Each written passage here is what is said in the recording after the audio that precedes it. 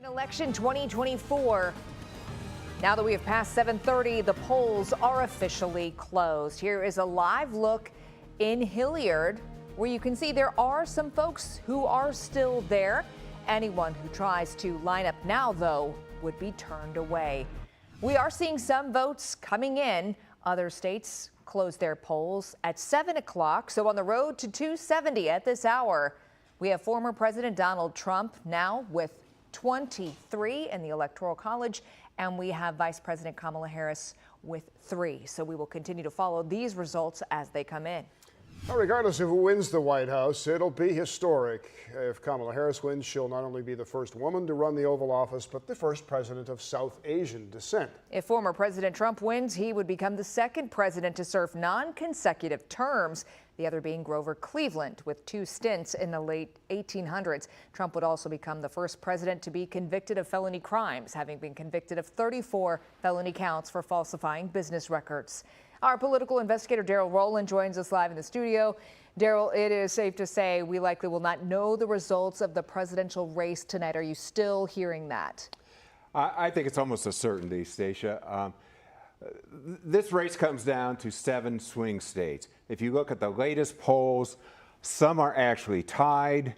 Some are, actually all of them are within the margin of error, so we don't know how they're going to go. We've had an outlier poll in Iowa saying that Kamala Harris is going to win that state that was supposed to be safe for Trump. Meanwhile, others are questioning the poll results everywhere because, as we've seen in years past, Trump supporters are somewhat less likely to respond. So again, and how much faith do we actually put in the polls? Because over the various presidential elections, certainly those in the last 8 years, they've proven to be wildly inaccurate in many cases. In many cases, yeah. And remember 4 years ago, we didn't know who the president was until Saturday morning. Right. Okay. And you expect more of that probably this year as well? Is it just sort of shaping up to be like that? With that many swing states in play, I mean, nothing is certain, Nope. but that likelihood is certainly there. All right. So these handful of states that you are watching tonight, who are you watching? You're going to test me on the 7, right? Georgia, North Carolina, Pennsylvania, Michigan, Wisconsin, Arizona, Nevada. And those will be the path to 270.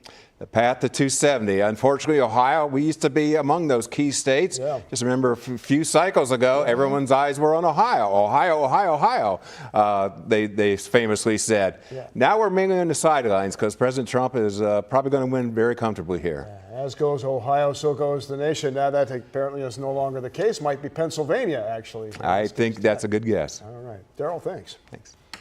Well, let's get straight out now to Isabel Hanson, who is live at the GOP Watch Party, which is downtown Columbus. Isabel? We appreciate all of you. We appreciate the efforts. Bob, State Senator Rob McCauley speaking at the podium right now behind me at the Ohio Republican Party Watch Party at a hotel downtown Columbus. We also just heard from the party's chairman, of course, pumping up the crowd as they all start to trickle in, eyes glued to the screens as they watch the results come in. We just heard Bernie Moreno's name announced at the coverage on the screens behind me, and people in the crowd cheered. Of course, it's clear who they're rooting for tonight in this room. A historic election, no matter the results, and Chairman Alex Triantafilo says it's exciting to see an Ohioan, J.D. Vance, on the national ticket. He tells me he's known Vance since before he was a senator and calls him a clear-eyed spokesman for the Republican Party. The U.S. Senate race, also a big focus tonight for those here. They say the country's on the wrong track right now, and they tell me we could head in a new direction in Ohio with Bernie Moreno as senator. Chairman Triantafilo tells me they're ready for a new perspective, not what he calls a career politician. Another topic we discussed, you, the voter. You might be feeling different emotions as we all wait right now. He says it's beautiful that Americans decide regardless of the outcome. Look, I'm clearly a partisan on one side, but I love this process because the American people are going to tell us what they want tonight, and people should be heartened by that. They should feel good about this country because they may not believe it, but they should. Their vote matters, and you're about to see how much tonight. So on behalf He says he's feeling good as the polls closed based on early voting and late polls. We're expecting to hear from several more lawmakers throughout the watch party. To name a few who are here, Senate President Matt Huffman and 2 Ohio judges who are on the ballot for the state Supreme Court.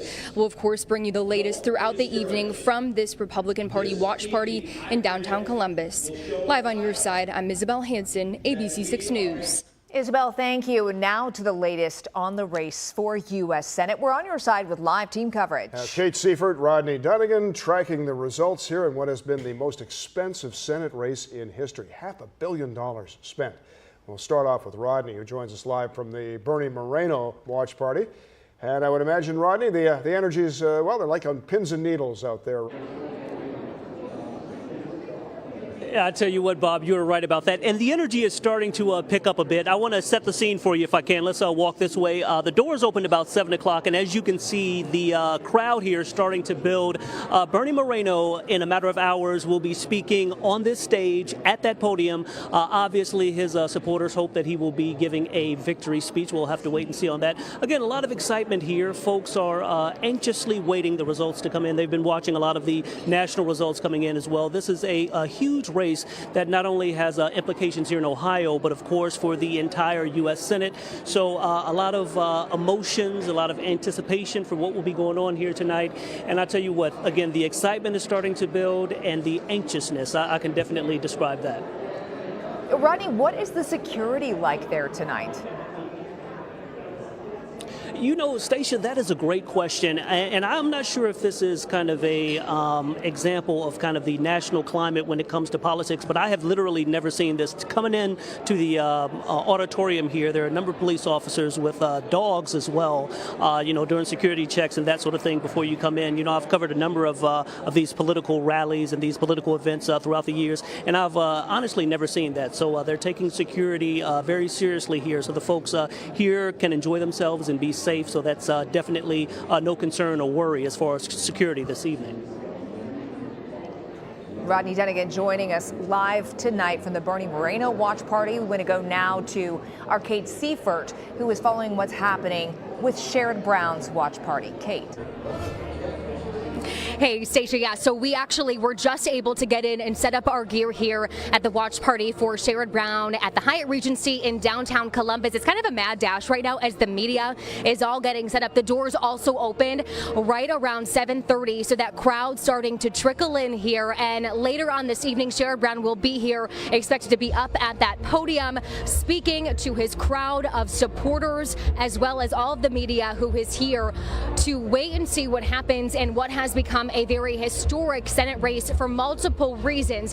One, because of the money that is being spent in this race. We talked about it all evening long over on the air, over on ABC 6, and we're telling you once again here on our live stream about how much money both of these campaigns have spent. Nearly $500 million combined they have spent on those commercial ads, which you have been seeing likely the last several weeks and really over the last several days. If you've been tuning in to TV, if you've been watching ABC 6, lots of money being spent. But this race also has a lot of impact on what happens at the U.S. Senate. It could flip those seats and change who has a majority, which party has a majority in Washington at the U.S. Senate. So we are waiting to see what happens, of course, in this race. It has been a very tight race all along. Bernie Moreno ahead about 2 points earlier in the day heading into election night. Polls close. The party here at downtown Columbus at the Hyatt Regency is getting started,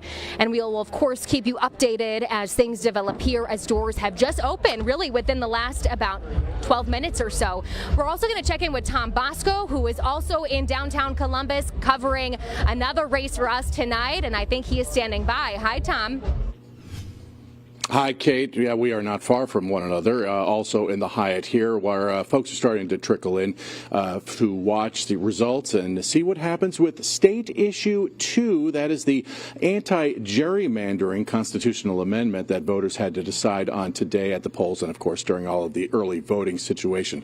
With me right now, Chris Davey. He is the spokesperson for Citizens Not Politicians. This is the group backing Issue 1, of course.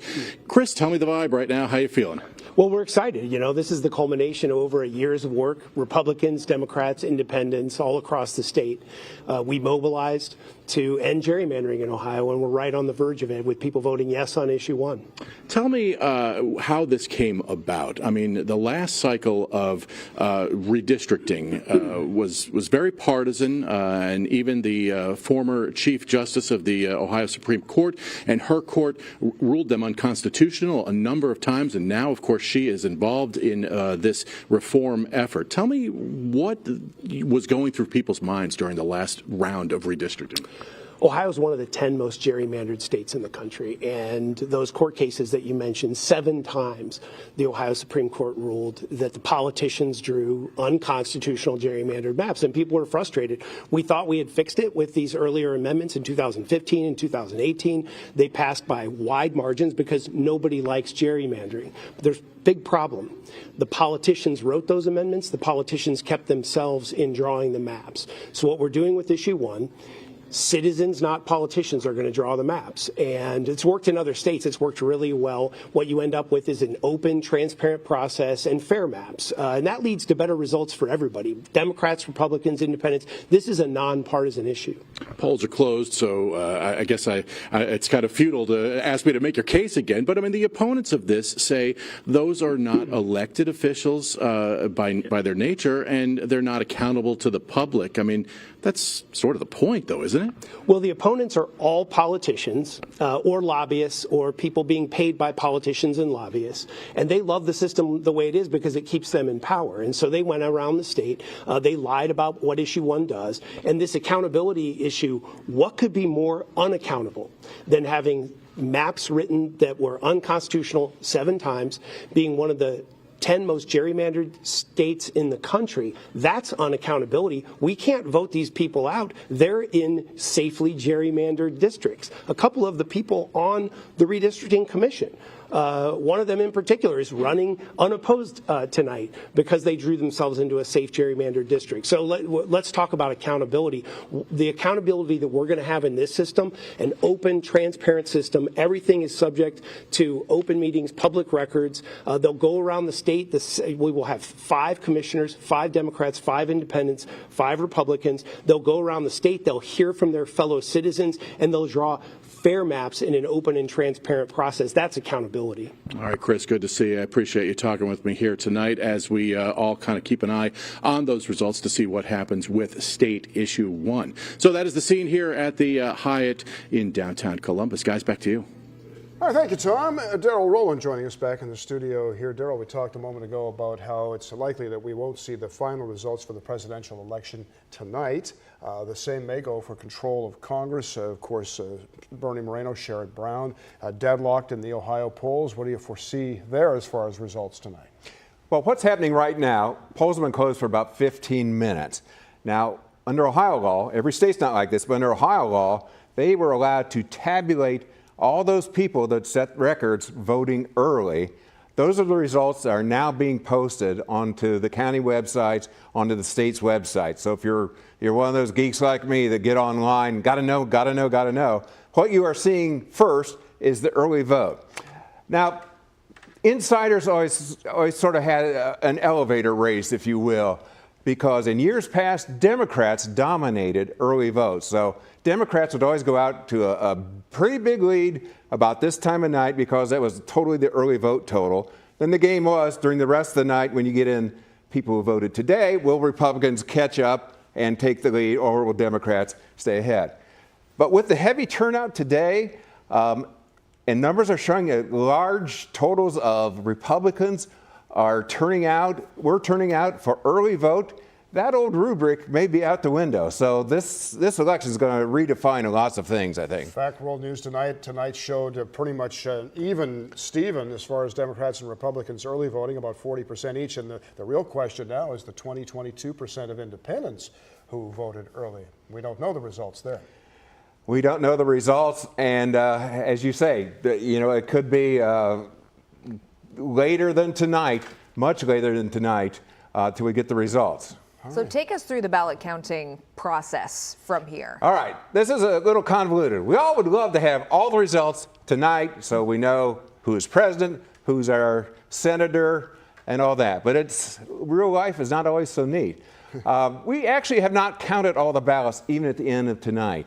We have a small number of legal ballots that were postmarked before the election that are allowed to be counted if they arrive by Saturday.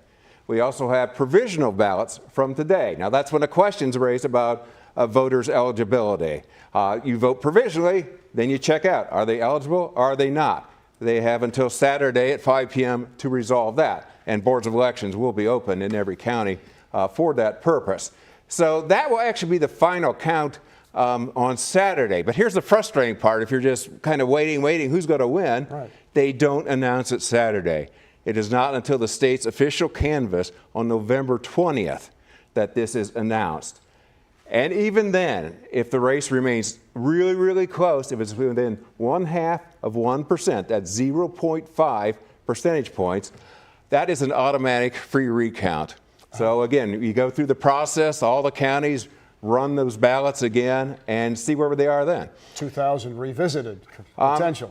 Possibly. And yeah, and the big unknown, both at the federal level and in Ohio, litigation, lawsuits, problems that one side sees as a big mark on to invalidate the count, and the other side says, what are you talking about? All right. Could be an interesting ride, Bob, Stacia. A lot of streams there. I guess manage our expectations is the key phrase for it. And the numbers are going to change tonight. That is normal. That's how it's supposed to work. As ballots come in and are counted, obviously the numbers are going to change. And especially this year, the leads may go back and forth. That is not a sign of fraud or anything that's been claimed in the past. That is normal. That is normal, and we will see when we get the final results. Wow. Daryl Rowland, our political investigator. We'll be tracking what we know through the evening here. Be sure to stick with us as we continue all the different races that impact you. Remember, you can get the election results straight to your phone by downloading our WSYX app. And make sure you have those push notifications enabled, and you'll find out the moment results are final.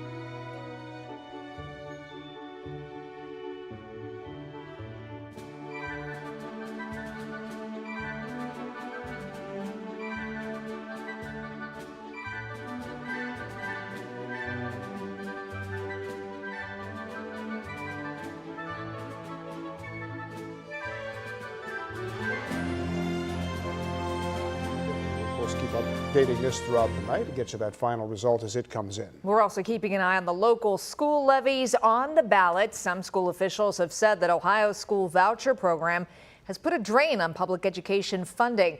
The proposed levy for Hilliard City schools would cost taxpayers more than $200 a year per 100,000 in home valuation to fund school construction and renovation. Another school district with a levy up for a vote, Westerville City Schools. If passed, taxpayers would owe more than $150 more a year per 100,000 of appraised home value. The funds would go towards bolstering school staff and resources.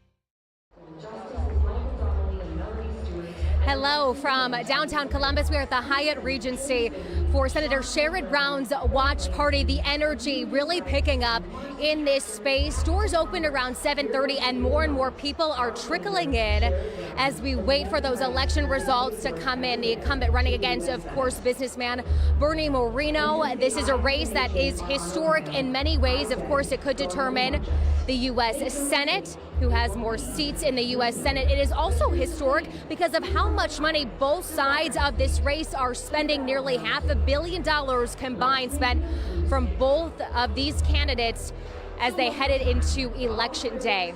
Now, there are a lot of folks who are here, including Congresswoman Joyce Beatty. I just wrapped up a conversation with her where she said tonight, we will make history. We will show America how much we value the dignity of work. Here's more of our conversation. Take a listen. You're good? Okay, so an exciting night. I know that you have been traveling and you were with the senator on Saturday at an event. How are you feeling this evening? I'm ecstatic, I'm excited, I'm nervous, but I believe that Sherrod will pull it off. It's going to be a close race, no doubt about that, far closer than we would like. But Sherrod has worked hard, and I think Ohioans will come out at the end and give him that push that he needs. He's crisscrossed the state. He made sure that he was here during the DNC, knocking on doors. In the weekends, he's traveled to all of our counties. And so I'm very comfortable because when you think about a person who fights for the dignity of work, who wants to make sure that our seniors and our children have the quality of life, how could you not vote for Sherrod Brown? You know, he had spoken. All right, as we take you back out here live at the Hyatt Regency in downtown Columbus, we are, of course, waiting the results to come in from that Senate race between incumbent Senator Sherrod Brown and Bernie Moreno. Lots more coverage from all of our team right here on our live stream, and we will continue to bring it to you right after this break.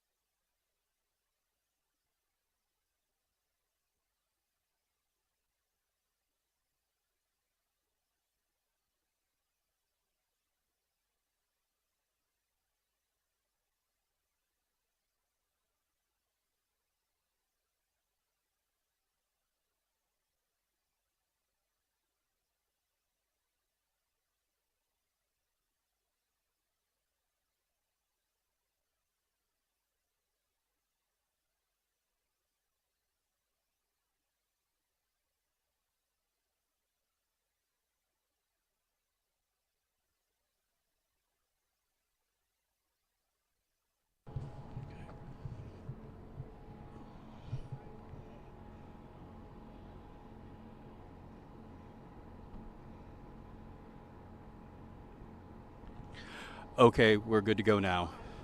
It's on. All right.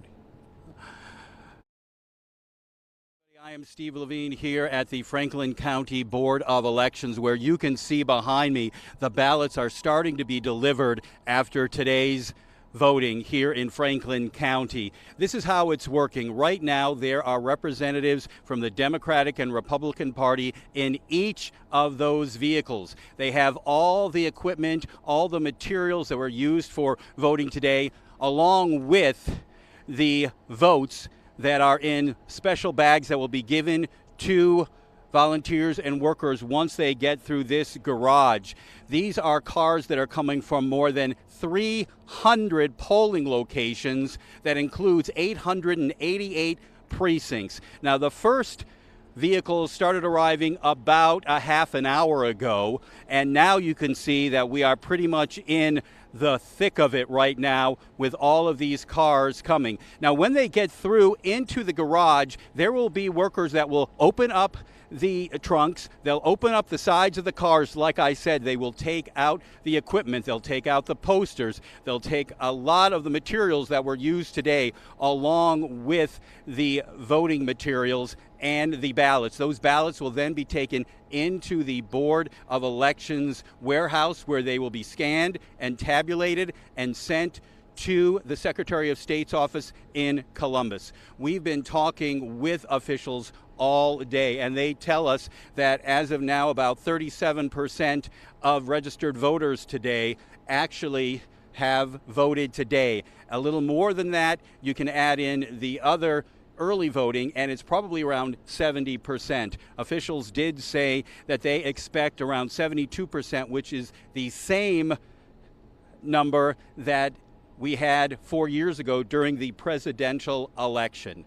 As I said, you are now watching all the cars from the more than 300 polling locations drop off the ballots and the equipment. The cars started about 10, 15, 20 minutes ago, and now they are in backup mode. As you see, workers are now taking those materials out. The car is expected to be coming through here probably for the next couple of hours or so. Some of them will be a little late because there were some people in line when voting ended at 7:30, and everyone was told if you were in line at 7:30, you would be allowed to vote. As I said, in each one of those vehicles is a bipartisan crew, a member of the Republican Party, a member of the Democratic Party, who drives the information and the ballots here to the County Board of Election, where once they get into the garage, there will be staff members and volunteers that will take the equipment used today, along with the thumb drive that includes all the ballot information that will be taken into the Board of Elections office and headquarters, where they will be scanned and that information will be sent to the Secretary of State's office. ABC.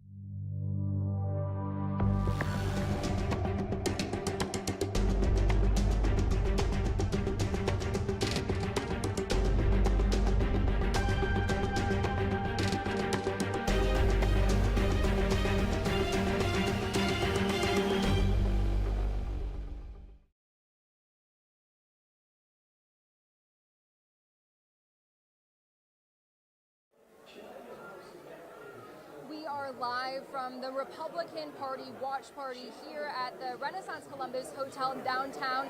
It's a very spirited crowd in the ballroom. They're waiting and watching as some of the results slowly start to come in. I will tell you that when they hear a result shared on the screens behind me in favor of former President Trump or in favor of Republicans in general, they cheer. They cheer especially loud when they hear Bernie Moreno's name. Of course, they're all watching that race closely here tonight at this Republican watch party. I want to show you the crowd. They're talking in groups. Again, some of them eyes glued to the screens as they're learning more about how this election is panning out, not just in Ohio, but across the country. We keep saying this, but this will be a historic election no matter the results. It already is historic.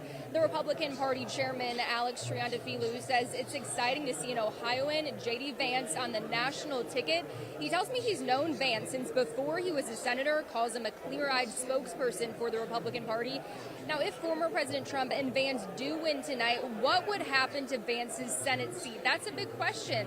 According to state law, the appointee, who's appointed by Governor Mike DeWine, would serve until 2026, not the remainder of Vance's term. Then that person could run again in 2026 and 2028.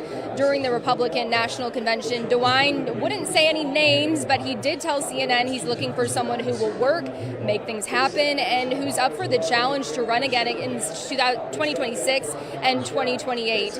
Of course, as I mentioned before, the U.S. Senate race, a big focus for people who are here, especially because it could impact who controls the Senate. They say the country's on the wrong track right now, and they tell me that they want it to head in a new direction with Bernie Moreno as senator. There are several lawmakers here in the crowd, including Congressman Mike Carey, Supreme Court Justice Joe Deters, two Republican judges who are currently running for Supreme Court justices, Ohio Senator Rob McCauley and Ohio Senate President Matt Huffman. As more results come in, we're expecting to hear from some of those lawmakers, more speakers throughout the evening. They're planning to be here until midnight, so we still have quite some time ahead of us. And to close, I want to mention one more topic that I discussed with the Republican Party chairman. You, the voter, you might be feeling different emotions. I think we all are as we wait for these historic results. The chairman says that your vote matters, and he tells me that we all should feel good as American people, knowing that we played a part in this election and that we are able to decide.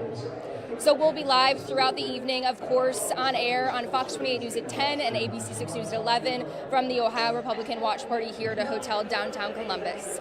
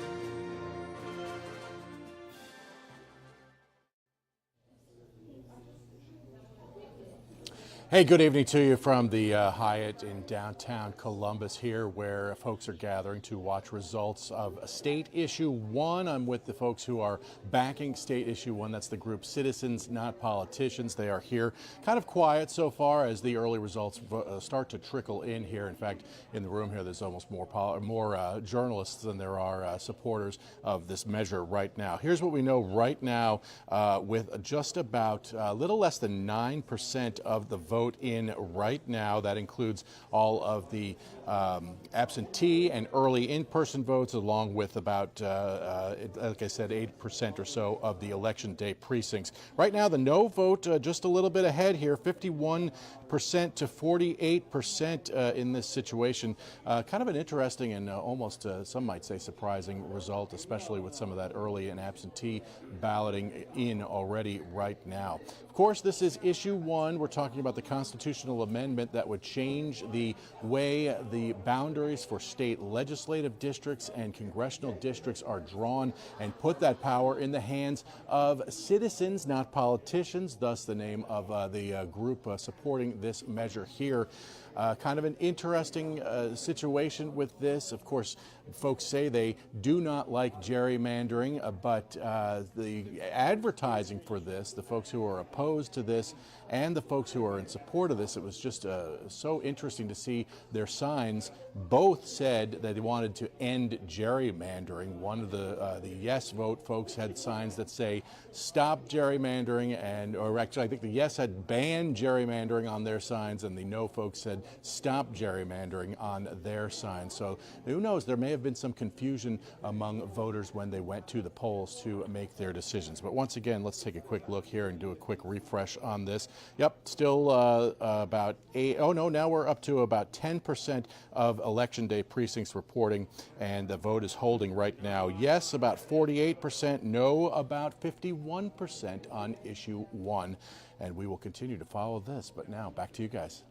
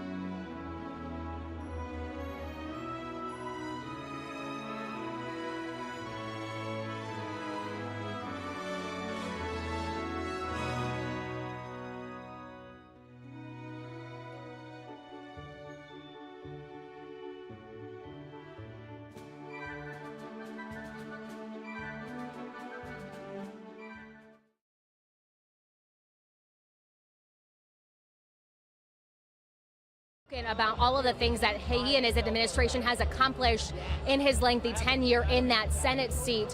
Why is that so important for voters to have remembered today when they went to the polls? I think it's important because the number one thing that constituents will ask is, what have you done for me? So when you hear that it was his vote that pushed over insulin at $35 a month, when you hear that it was his vote when we talk about labor and children and education and standing up against big corporations and fighting to make sure that there's dollars in the pockets for people to not just get by but to thrive.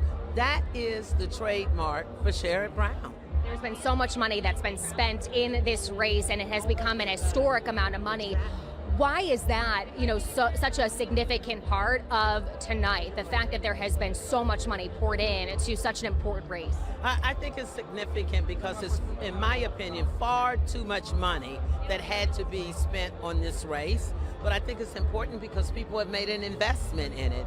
And they made an investment in Sherrod Brown because they want him to be reelected to the Senate, because this is the time of fighting for our freedoms. Women, Roe v. Wade. I mean, so much is at stake.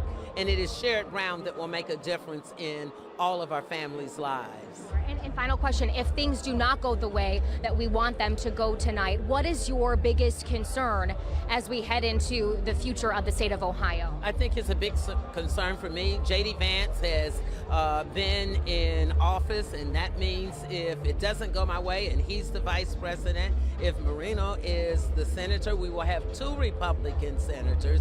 And that means when we're looking at judicial races, when we're looking at legislation, if they follow in the footsteps of Trump, it will be very difficult for us to pass legislation and to be able to be successful on issues for the American people. Thank you so much for your time. I appreciate it. Great to see you. Thanks a lot. I wanted to introduce you really quick. So these are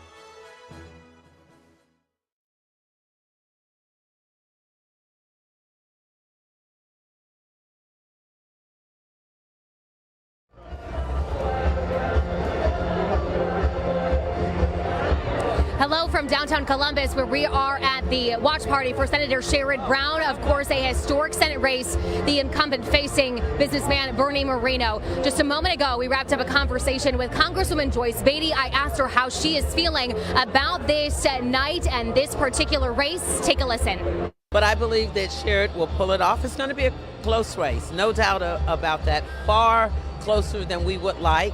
But Sherrod has worked hard, and I think Ohioans will come out at the end and give him that push that he needs. So as we are awaiting results, we're going to send things up to Cleveland. That's where Rodney Dunigan is in the Westlake area for Bernie Moreno's watch party. Hi, Rodney. Hey, how you doing, Kate? Just minutes ago, I spoke with Lieutenant Governor John Husted, and he outlined his support for Bernie Moreno. Take a listen. Bernie Moreno and J.D. Vance have been good friends of mine. They were on my Innovate Ohio board when I served as his lieutenant governor. And I just think that these are really talented people who can help make Ohio a factor in national conversations and serve the people of our state very well. Of course, we will continue to track the results as they come in tonight and get reaction and bring it to you. In the meantime, you can always head to our website. That's abc6onyourside.com.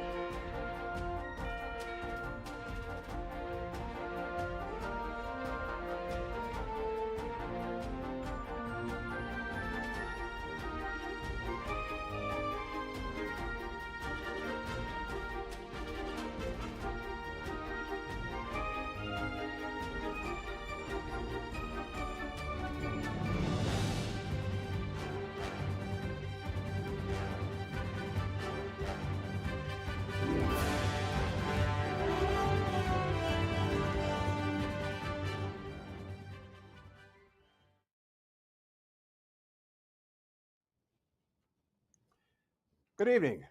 I'm Daryl Rowland. I'm the WSYX 6 on Your Side politics and investigative reporter. We have two experts with us tonight to sort out some of this election stuff. Just kind of hard because the polls have only been closed for an hour and a half.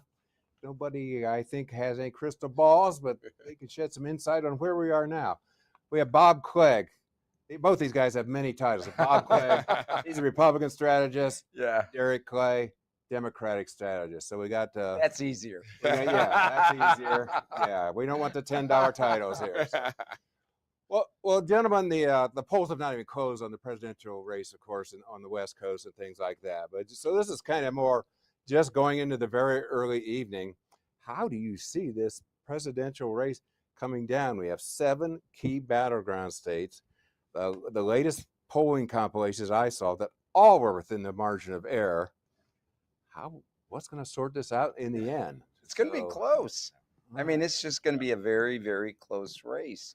But then when you look at the previous 2 presidentials, they were both very, very close. So, I mean, I think we're just in that time in our political world that we're just going to have, I mean, the electorate is just so evenly divided.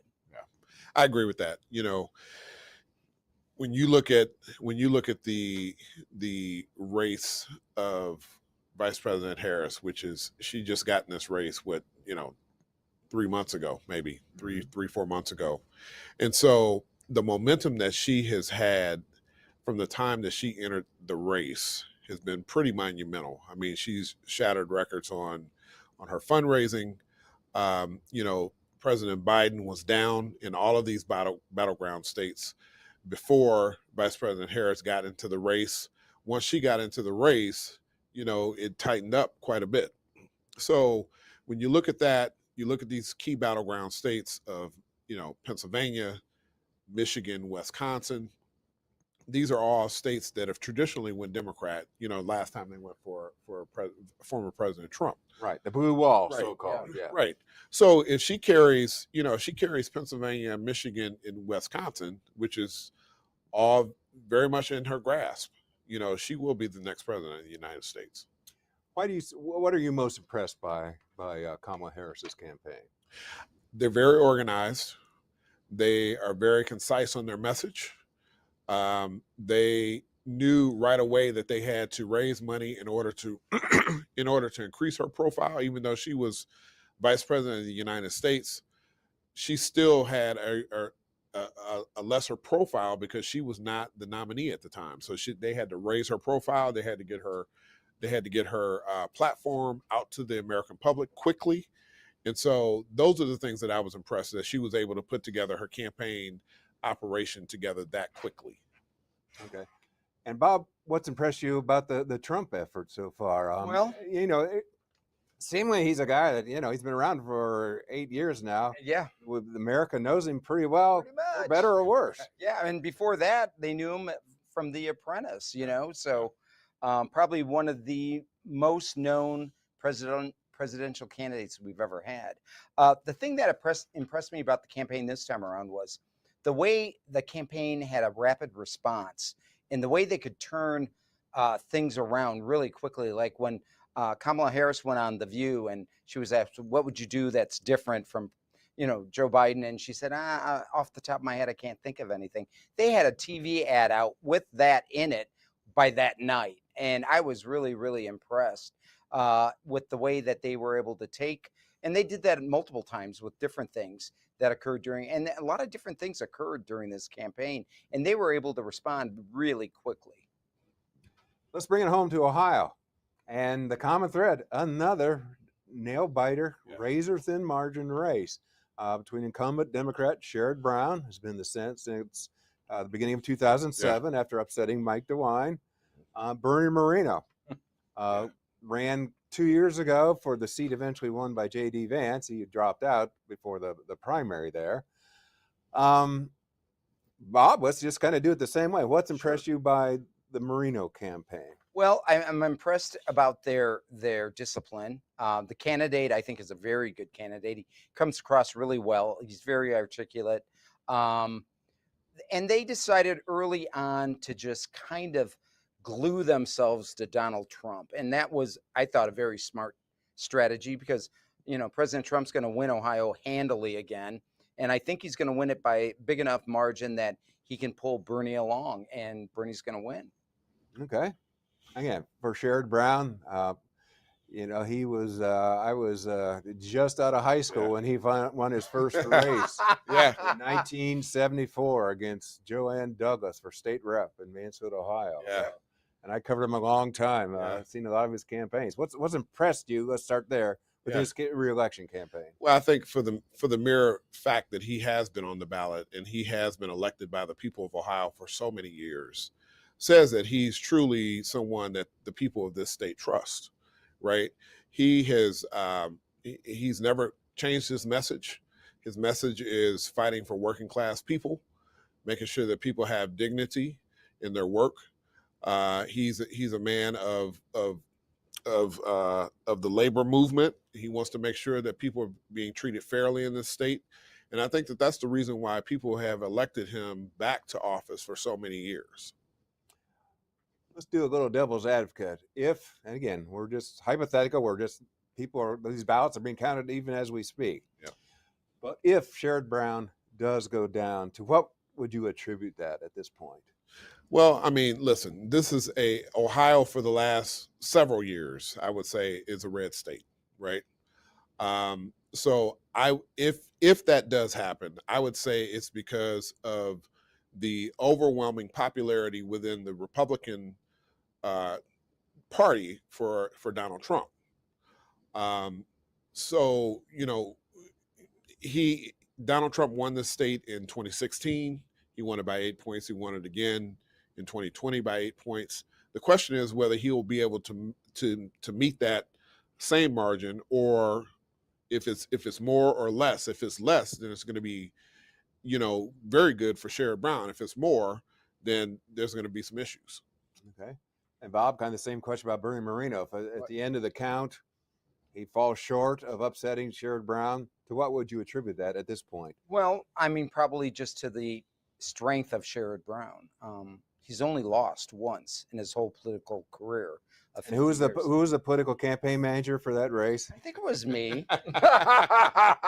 So I know he's beatable, but I'm not saying, necessarily he's going to be beaten tonight. But that would be it. Because I really think Bernie has been a really strong candidate. And if he does go down, it's just going to be because of Sherrod being Sherrod. How well do you think that Sherrod Brown has tried to establish his independence, especially from Joe Biden, maybe Kamala Harris a little bit, but certainly the Biden administration, and tried to emphasize how he stood up, how he's, supported or opposed presidents regardless of party? Was that a message that you think he was pretty much forced to make, Derek? Well, he's just being true to who he is, right? It doesn't matter who the president is, and I think that he said that in one of his campaign ads. It doesn't matter who the president is. I'm sticking up for the people of Ohio. I'm sticking up for the working class people of this state. I'm sticking up for the people that work day in and day out to make this state the great state that it is. What do you think of that strategy? Well, he really had no choice. He's in a very tough situation running statewide as a Democrat in Ohio. And I never thought I'd ever say those words, but it is. He could have gone the route that Tim Ryan did, which was basically 2 years ago. Tim Ryan basically ran as a Republican. And he didn't win, but he didn't lose by as much as Nan Whaley did against Mike DeWine for governor. And Nan ran as a pretty hardcore Democrat. So I think, Sherrod couldn't do that. He had to, and I don't think Sherrod had it in him to pull the Tim Ryan thing and try to pretend he was a Republican. Now, he did have an ad that talked about him working with Republicans, but Tim Ryan actually put Trump in, one or two of his ads, to the point where I wasn't sure. I thought maybe Tim Ryan had been endorsed by Donald Trump. But Sherrod wouldn't do that. So, I mean, he had a really tough situation, and I think he handled it as best as he could. The other thing he tried to do, Bob, was certainly, go to town on the abortion issue. Sure. You know, the secretly recorded tape from the private Warren County rally. party meeting. You know, and then the reasoning was, you know, sure, Trump carried Ohio by 8 points, as Derek said, in the past 2 presidential elections, but issue 1 of a year ago, the abortion rights issue, passed by like 14 points. So obviously, many of the same people, probably Republicans, perhaps Republican women, voted for Donald Trump. They also voted for abortion rights. He thought he could exploit that. Do you think a strategy like that is workable? I think it was once again, I don't think he had a lot of options.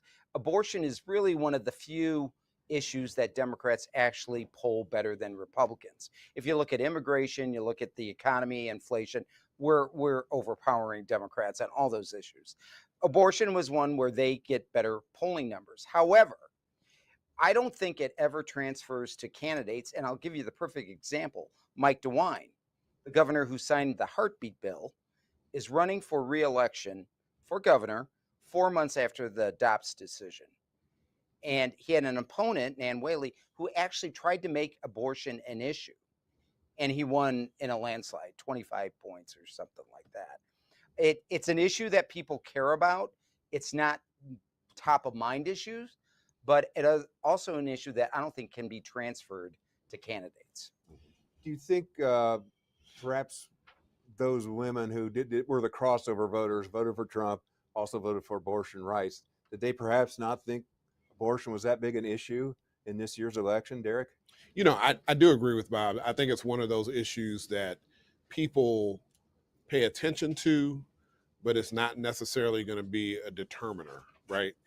If you were on the fence for whether you were going to vote for Bernie Moreno or Sherrod Brown, and then you saw the ad or the you know, the excerpt where he was talking about abortion in women, yes, that might push you over to the Sherrod Brown camp, but it's not going to be one of those things where it's just you're automatically going to, you know, vote for that candidate just because of that singular issue. Okay. We just got some breaking news here that AP has called Ohio for President Trump. Boy, that's a shock. Oh, wow. So, yeah, I mean, hey, it's the earliest Ohio's been called in years, let me tell you. So, no surprise to either of you. No. So, the question now, how big is Trump's margin going to be? Bob, you talked early on about maybe even double figures. I think 12. I mean, I think he's going to win right around 12%. Which automatically makes it Senator Moreno.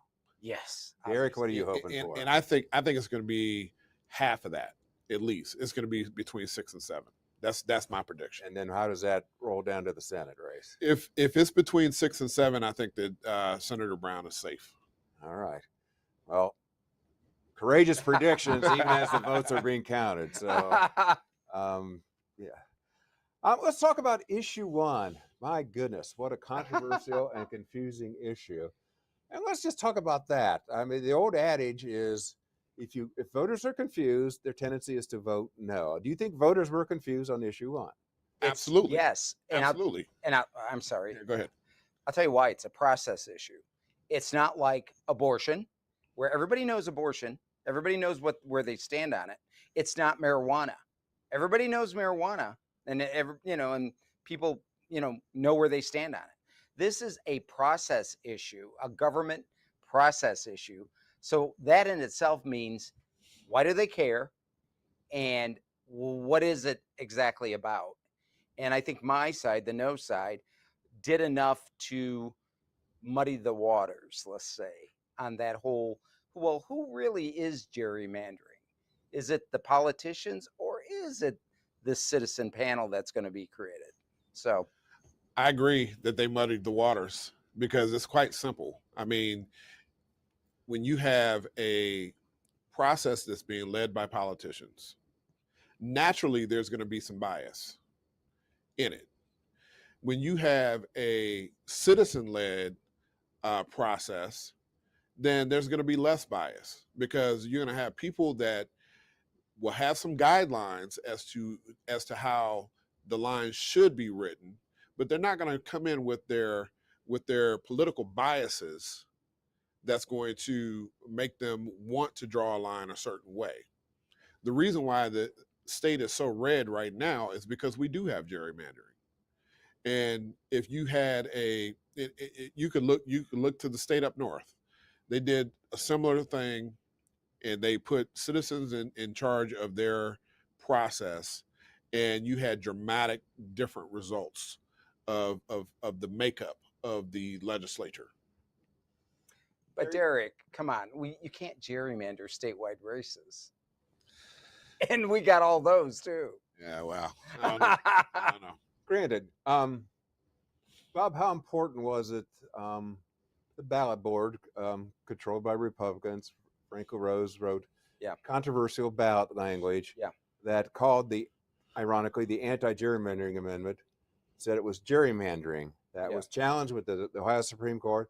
Yeah. In a party line vote, the Ohio Supreme Court agreed with Secretary of State Rose, and that is indeed what people saw on their ballots today. Yeah. Now, again, that's not what goes in the Constitution if it would have passed, but that is the ballot synopsis. How big of a factor do you think that was?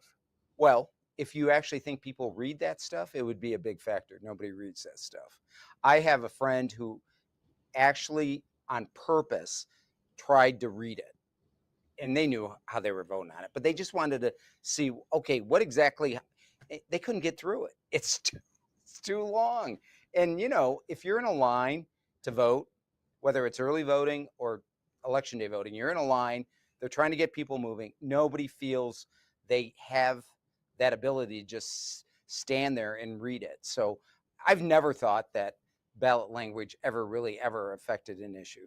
But does the fact that it was so long itself a factor? Maybe, Absolutely but also I just don't think people read that stuff. All right. What do you think, Derek? Absolutely it was. I mean, they don't read it because it is so long. Okay. Right?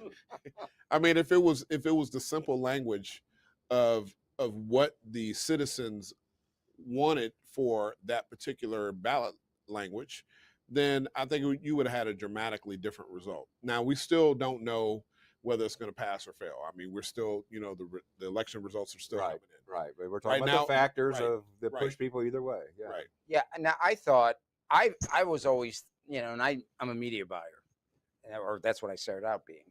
And I always look at money. I look at television. How much television do you have? And I just, up until about a month ago, I thought, oh, this thing is just going to pass because we were getting outspent 7-1 maybe. But what they did, what the no side did about a month ago was they took that issue and, like Bernie, they married it to Donald Trump, and wanting to make sure they know that there's going to be a majority of people in Ohio voting for Trump. So if you can get it in their minds, vote for Trump, but vote no on one, that'll carry the day. And we don't know yet, but if it does go down, I think that's the reason why. Okay. No, I agree. I agree with them. Okay. I mean, if the no side wins, it is because they tethered that issue to Donald Trump. So let's say, again, just for a hypothetical, we don't know. Again, the results are just now being counted. But if issue 1 fails, are Republicans going to control the Ohio legislature for the foreseeable future, do you think, Derek? Yes. Bob? Yeah, I mean, but Daryl, remember, Republicans tried to do something very similar a long time ago, 40 years ago. And, the Democrats were controlling the line drawing then, and they were able to beat it back with a lot of money. It goes in cycles. I mean, the Democrats controlled it for 2 decades.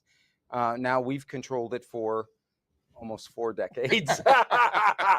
We've just been a little bit, but that's part of the reddening of Ohio. So, Okay. Well, Bob, talk about, again, we don't know the outcome, but if President Trump has already been declared the winner in Ohio, who knows by how much. If Bernie Moreno becomes senator, if issue 1 goes down, how red is Ohio? Pretty red. I mean, lava hot. I think we're getting to be, I don't want to say it, but I think we're getting to be Alabama red. It's a red, and it's all about what Donald Trump has done to the Republican Party. And I think has done it in a good way. We are now the working class party. Used to be the Democrats. We are now. That's why we're getting more African-American males, more Hispanic males. I never thought I'd see the day where Mahoning County is a red county. But that's what's happened. That whole, from Ashtabula down to Washington. I mean, the whole Ohio Valley that used to be bluer than blue is now redder than red. And that's just the changing. Usually these parties change, but it takes maybe a generation for it to change completely.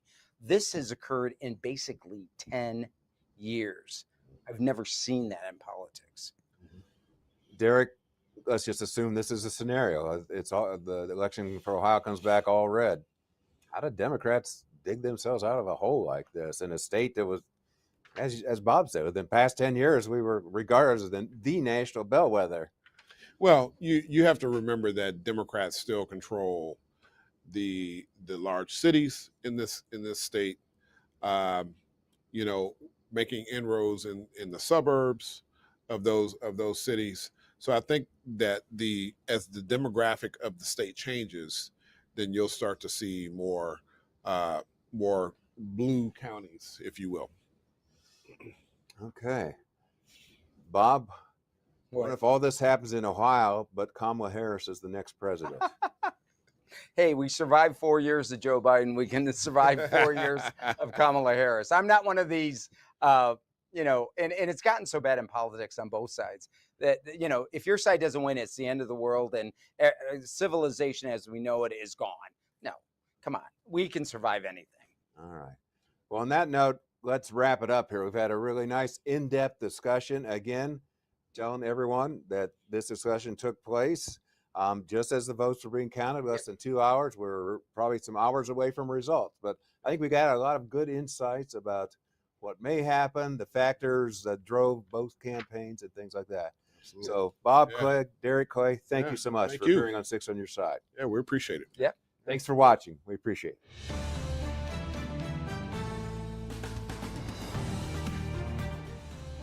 Here's a look at what's happening in the U.S. Senate race in Ohio. Senator Sherrod Brown so far holding on to his seat against Cleveland businessman Bernie Moreno, with the count currently showing Moreno in the lead here. But it'll be interesting to see if Brown hangs on. We'll get those numbers changed. The other big statewide race this year is Issue 1, the anti-gerrymandering amendment. Now, this comes after 2 previous votes in the last decade that were supposed to make the districts drawn for Congress, State House, and State Senate fair. Tom Bosco following the vote on this one. Tom. Yeah, this was a situation where both sides on this issue were claiming the same thing, at least on campaign sides. The yes signs were saying it would ban gerrymandering. The no signs were claiming that it would stop gerrymandering. So really, there might have been some confusion in the ballot boxes. The folks I spoke with here with Issue 1 have said that everybody hates gerrymandering, and they expected to be doing much better here so far tonight. Right now, I want to tell you, as far as the Ohio Secretary of State's office goes, with 34% of the ballot counted, the no's are ahead here. So Issue 1 is failing right now by a margin of 53 to 46%. Earlier tonight, I spoke with the spokesperson for Citizens Not Politicians, the group behind Issue 1, talking about who the opposition was in this case. Well, the opponents are all politicians or lobbyists or people being paid by politicians and lobbyists. And they love the system the way it is because it keeps them in power. And so they went around the state. They lied about what Issue 1 does. Now, what Issue 1 would do if it passes, and there is still plenty of vote to be counted yet, would be to create a redistricting commission with non-elected officials, non-politicians. It would be made up of 5 Democrats, 5 Republicans, and 5 independents. But right at this moment, with 34% of the vote counted, the measure is on its way to defeat right now by a margin of 53 to 46%. Still a lot of the vote to be counted, including many of the major metro areas, Franklin, Hamilton, Cuyahoga counties. We're still haven't seen their votes yet on issue 1. But it's something we're going to continue to watch. We're here at the watch party for the supporters of issue 1, where it is, as you might imagine, quieter than expected. Not many people here yet, but we will bring you the latest as it comes in. But for now, live on your side in downtown Columbus, I'm Tom Bosco, ABC6 News. All right, Tom, thank you. Now, since issue 1 has something to do with our congressional districts, we want to see how those races are coming along. We'll start with District 2, Southern Ohio from Pickaway County south to the river, and Eastern Cincinnati east past Athens. Republican David Taylor is the projected winner there, beating Democrat Samantha Meadows. Current Congressman Brad Wenstrup is stepping down. District 3, which is most of Franklin County, Democrat Joyce Beatty with an easy win over Republican Michael Young. This is a heavily Democratic district. Now, on the flip side, District 4, Jim Jordan getting another 2 years over Democrat Tammy Wilson. This district includes Delaware Union and counties north and west. House District 12, incumbent Troy Balderson winning another term. This one, parts of Delaware, Knox, Licking, Fairfield, and counties to the east. Balderson reelected. A little tighter in District 15. This is western Franklin County out toward Dayton. Mike Carey picking up another term over Democrat Adam Miller. Good night for Ohio's Republicans. Want to clarify here again the confusion off the top. Currently in the Senate race, Bernie Moreno, the Republican, has a 3 percentage point lead over Sherrod Brown right now, 50 to 47%. Isabel Hanson at their watch party in Columbus. Isabel, I would imagine the mood there bright at this point. Nothing else? Oh, yes, Bob. As those results you just mentioned flashed up on the screens behind me, people in the crowd were jumping up and down. They also just heard the news that the AP called the race in Ohio for former President Donald Trump. They cheered after they heard that one as well. Anytime that Trump's name or Moreno's name pops up on the screen, they all get excited. Live on your side at the watch party for Republicans, I'm Isabel Hanson, ABC6 News.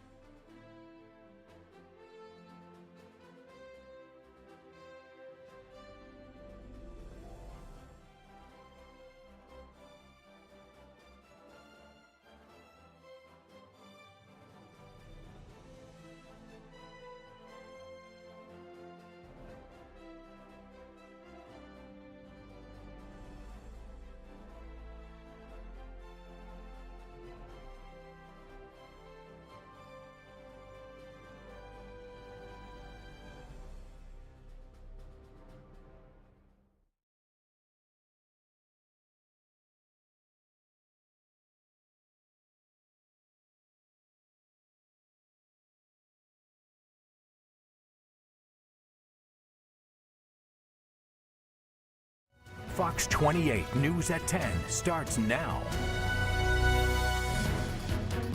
Right now, states across the country tallying the votes for the next president of the United States. This presidential election is historic. While Vice President Kamala Harris is not the first woman to run for the Oval Office, she would be the first president of South Asian descent. If former President Donald Trump wins, he would be the first president to ever be impeached more than once and convicted of felony crimes. He was found guilty earlier this year of falsifying business records. We're keeping an eye on several crucial races across Ohio tonight, Central Ohio in particular. We have team coverage to help get you all the information you need to know. Our Rodney Dunigan and Kate Seifert are tracking the latest on the race for the U.S. Senate between Bernie Moreno and current Senator Sherrod Brown. Our Tom Bosco is live downtown with where the votes stand on issue 1. And Isabel Hansen is live at the GOP watch party in downtown. We lead things off with Rodney Dunigan tonight. Well, Stacia, I tell you what, we have been talking about that energy and excitement here at this Bernie Moreno party, and I tell you what, it's starting to turn up just a bit. Let's kind of walk around and see what's going on.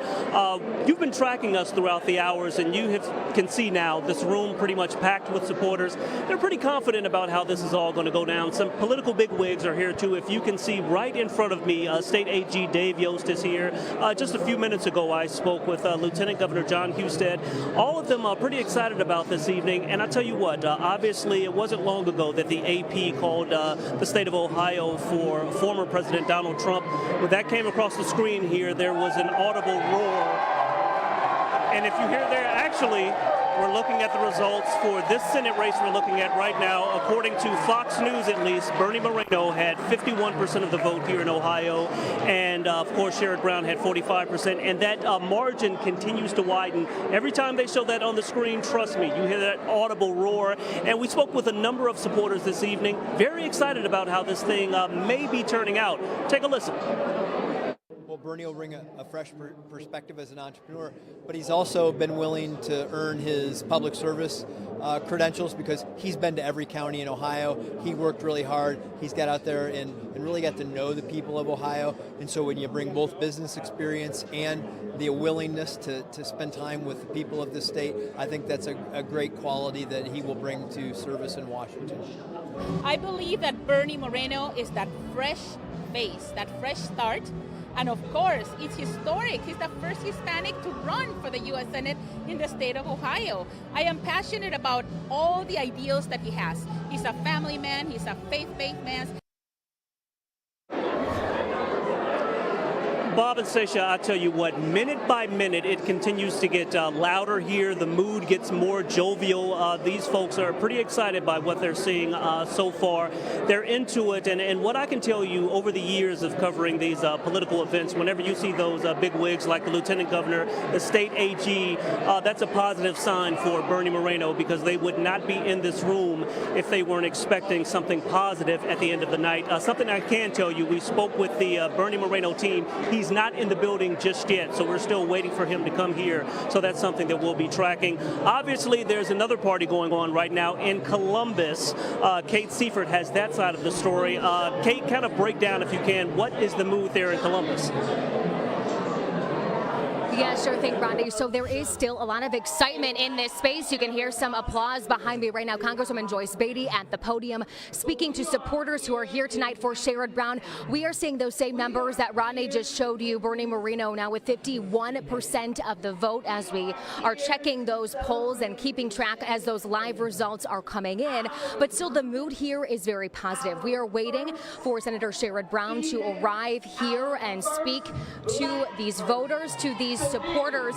One thing that we want to point out that we have been talking about now for the last several days and last several hours is how historic this race is in many ways. One of them being how much money both of these campaigns spent leading up to Election Day when it came to those campaign ads. I talked about that topic with Congresswoman Joyce Beatty, who is once again at the podium earlier this evening. Here is what she says about the historic amount of spending in this race. Take a listen. In my opinion, far too much money that had to be spent on this race. But I think it's important because people have made an investment in it. And they made an investment in Sherrod Brown because they want him to be reelected to the Senate, because this is the time of fighting for our freedoms. Women, Roe v. Wade. I mean, so much is at stake. And it is Sherrod Brown that will make a difference in all of our families' lives.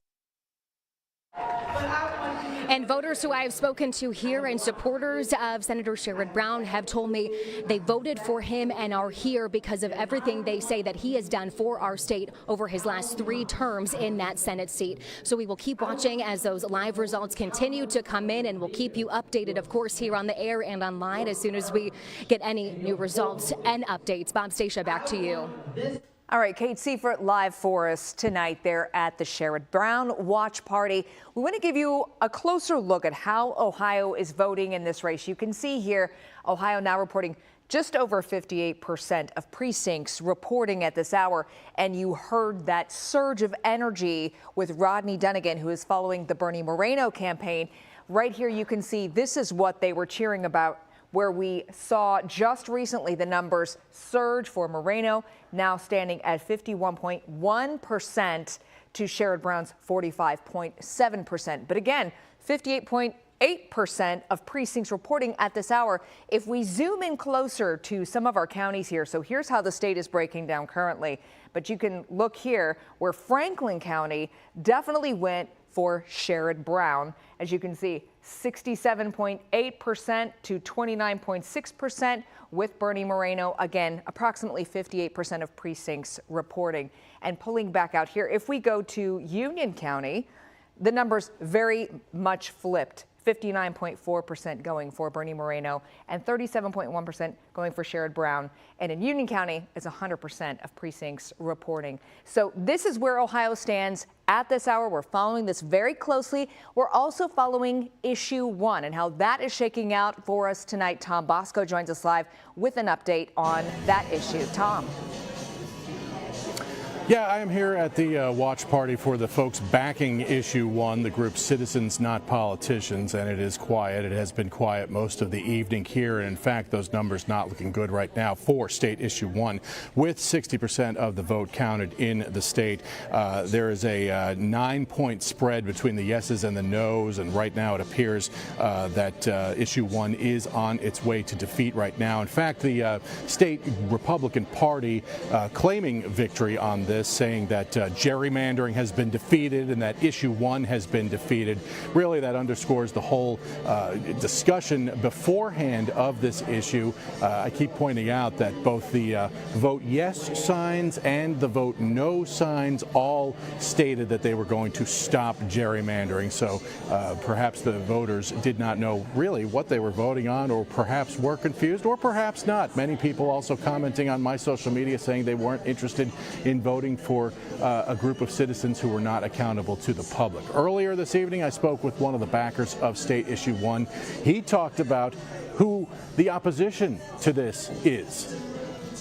Well, the opponents are all politicians or lobbyists or people being paid by politicians and lobbyists. And they love the system the way it is because it keeps them in power. And so they went around the state. They lied about what issue 1 does.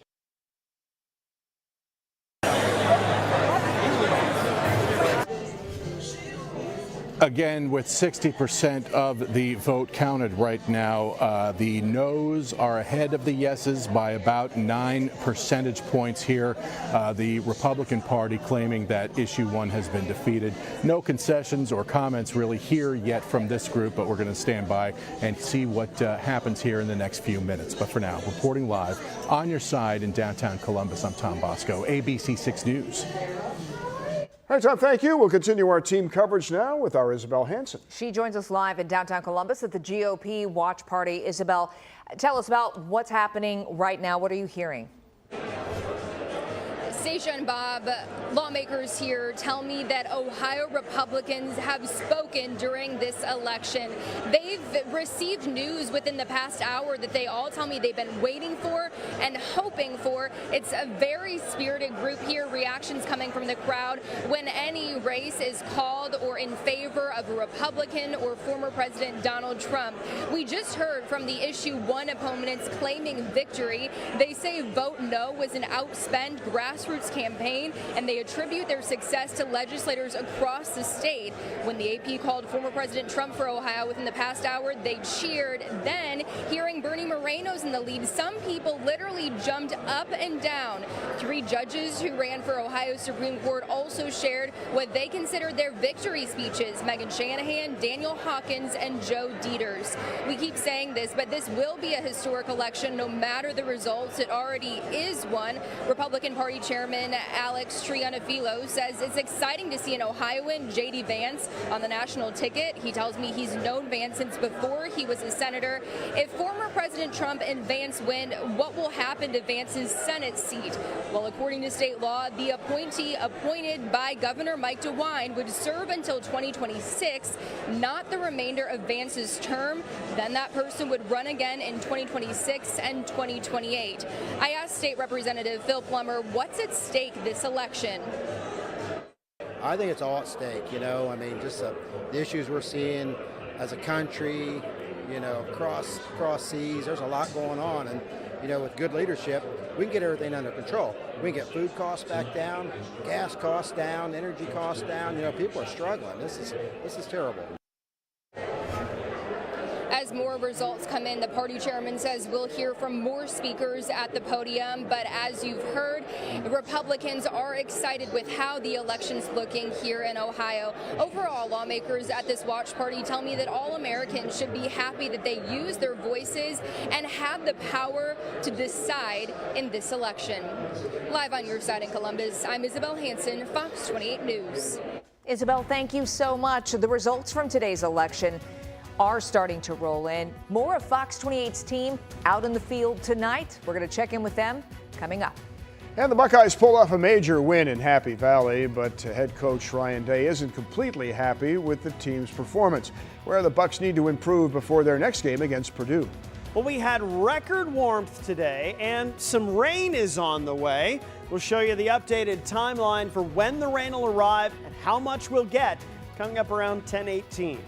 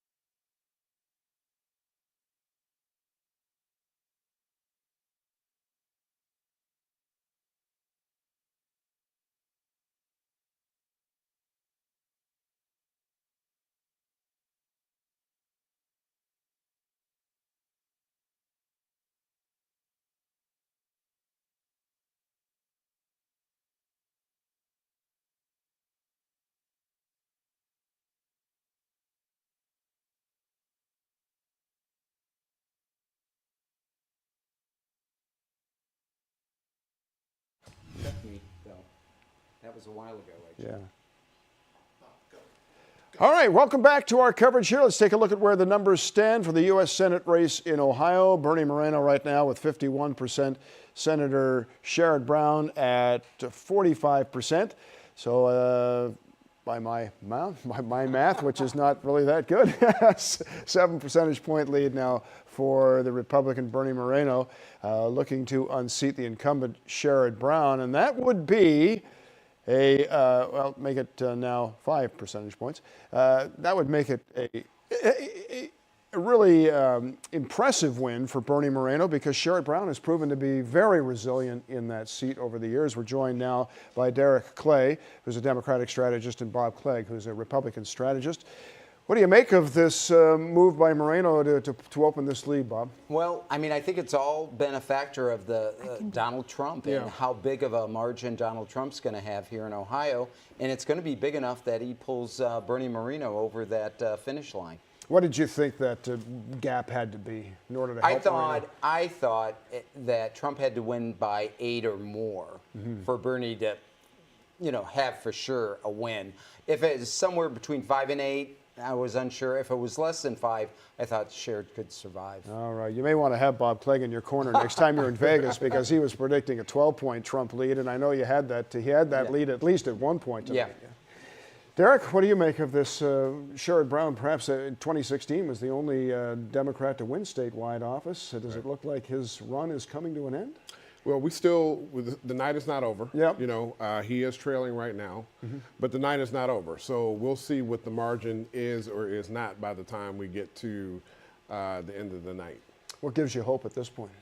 Well, listen, Ohioans are resilient. Democrats are resilient. And Sherrod Brown has always run a very good, clean race. He's always proven that he's a man of the people. A person that values the dignity of work for people. So I think that voters will continue to see that as he moves forward. Any indication that the independents may have left him behind this time? We'll see when the election results come in.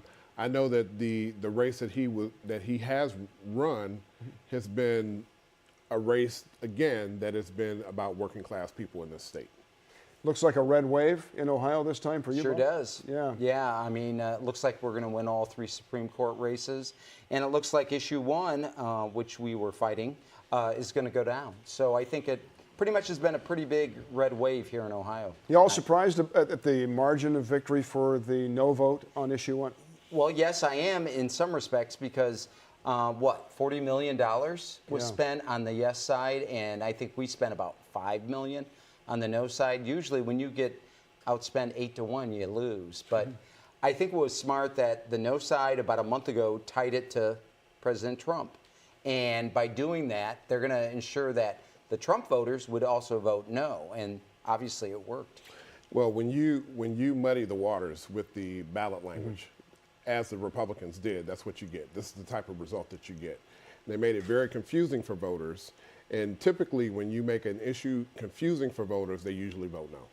I did receive the full printout from the Secretary of State's office and an insert in my newspaper. It was hard to tell what was thicker, the amendment or the paper. Oh, you mean the summary? Yeah, the short version. Yeah, that's right. Okay, so what do you see moving forward for the rest of the evening? You see a comeback by Democrats in any parts of the country? Well, I mean, I think nationally the Democrats are doing well. I mean, there's been some key victories around the country. Angela Alsobrooks in Maryland is a Senate pickup there in Maryland, and she ran against a very popular governor from that state. And the Vice President Harris is looking good in a number of the battleground states that are up for grabs right now. So we'll see what the rest of the night brings us. What are you looking for, Bob? Well, I think with Bernie Moreno winning, we have control of the U.S. Senate now. I don't think there's any doubt in that. We're going to pick up an additional seat in Montana, and I think we have a good shot of getting 1 or 2 out of Wisconsin, Michigan, and Pennsylvania. And I think we're going to hold the House. I think we're going to end up, because of the strength of President Trump, I think we're going to pick up maybe 5, 6 more seats, which will help us get that margin a little bigger. All right, well, you'll be watching closely. I know Bob Clegg, Derek Clay, we really do appreciate you taking time and giving us your insights here tonight. Absolutely. Over to you, Stacia. I'll take it, Bob. It's going to be a beautiful evening tonight. We still have some rain, not quite here, but it's been fantastic during the day. We hit 79 degrees this afternoon, so that's a brand new record for November 5th, 2 degrees warmer than the old record from 2022.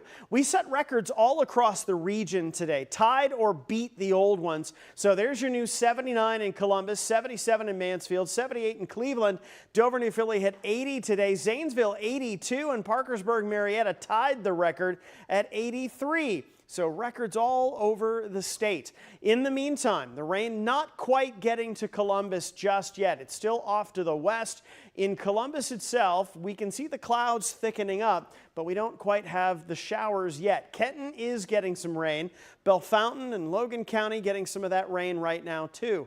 The beautiful lights of the big city looking very nice out there at the moment. 73 degrees and clouds. Wind out of the south at 6 miles per hour. Your Bassett Services heating and cooling current conditions in Marion at 71, Newark at 75, New Lex at 69. So here we go. The rain is here just around midnight to 1 a.m. and it continues through the overnight hours. Could get some downpours with that occasionally, and we may even end up with some of that being a little heavy during the morning commute tomorrow. So we're going to give that the yellow lights for the early morning commute because of the showers and the potential for some wet roads. Your overnight low tonight drops to around 63 degrees. And it's still going to be fairly windy for the next few hours. Here's your joke tonight. This one's from Rocco, because you still got to have a joke on election night. What happened in sewing circles during the great thimble shortage of 1857? You didn't know this was going to be a history lesson. The thimble shortage of 1857. Turns out a lot of people got stuck with that one. Oh, yeah, they did. Yeah, they did. And Rocco reminds us that there was not actually a thimble shortage in 1857. He made that up. So here is the cold front that is on the way for tonight that's pushing the rain in our direction. That will continue to give us the rain through the morning commute tomorrow, even a little bit tomorrow afternoon in eastern Ohio, and then things will start to quiet down Wednesday night into Thursday. But it's still going to be a little breezy tomorrow, not as windy as it was today, and we're not expecting any of this to be severe for Wednesday or the rest of the week. But we could get a good quarter to half inch out of this, and that may be very helpful in some areas where it's been so dry. Your high tomorrow, 71 degrees with scattered showers, especially for the first half of the day. Sunshine Thursday and Friday, some rain by Saturday night, and rain Sunday with a high of 66. Thanks, Marshall. Later tonight, new details on an ATV crash that left a couple of people in critical condition. Stephanie Dupre with neighbors and their plea to the community. This countdown to kickoff is sponsored by Division 7 Roofing.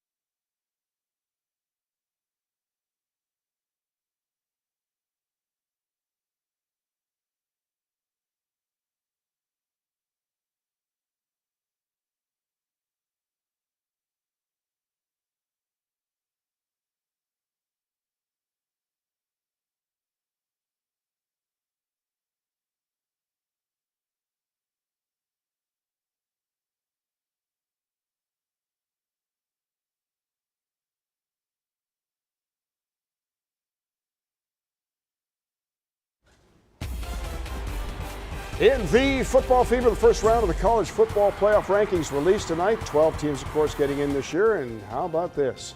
Number 1, Oregon. Number 2, the Buckeyes. A couple of Big Ten teams there in the top 2. Then rounding it out,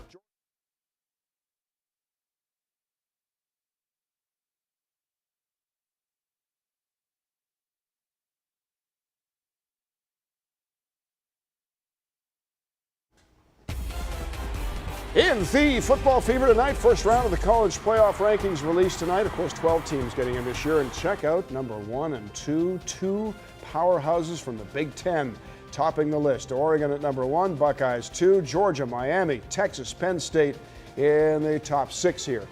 Tennessee, Indiana, BYU, Notre Dame, Alabama, and Boise State does make the top dozen here. So there's your playoff teams as of this first release. They'll be out every Tuesday at 7 o'clock until the playoff. The Ohio State Buckeyes are coming off the biggest win of the season at Penn State. Thus vaulting to number 2 as the final month of the regular season kicks off. Head coach Ryan Day sees some room for improvement. Sports director Dave Holmes explains why. As the rest of the country punches ballots, the Ohio State Buckeyes are feeling pretty good about punching Penn State in the mouth in Saturday's 20-13 win in Happy Valley. With an offensive line held together by bubble gum and duct tape, the Buckeyes found a way to run it down the Nittany Lions' throats. I can't say enough amazing things about those guys and the way that they stepped up and took on the challenge, because they were hearing it, man. I mean, we all felt it, you know. They'd been hearing it. They wanted to prove everybody wrong, but they proved themselves right on Saturday. And yet, just like the win over Nebraska, the Penn State game shouldn't have been that close. 2 turnovers by quarterback Will Howard. One gave Penn State a touchdown. The other cost the Buckeyes a touchdown. And those mistakes cannot happen in November. It can't happen. You know, we got to take care of the football. But he knows that. And, we're going to keep hammering at home this week, and a huge emphasis on execution and taking care of the football. After a brutal stretch, including 2 road games against top 3 teams, finally a little rest here for the Buckeyes. They're back home this weekend against a Purdue squad that's lost 7 straight games. At the Woody Hayes Center with the Bucks, I'm Dave Holmes for the Football Fever.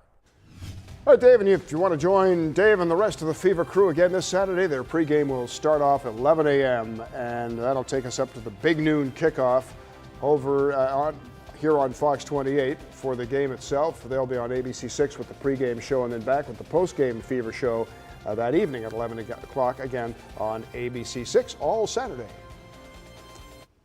Next up, Fox 28's Steve Levine joins us from the Franklin County Board of Elections as ballots are being dropped off. We're going to show you live when we come back.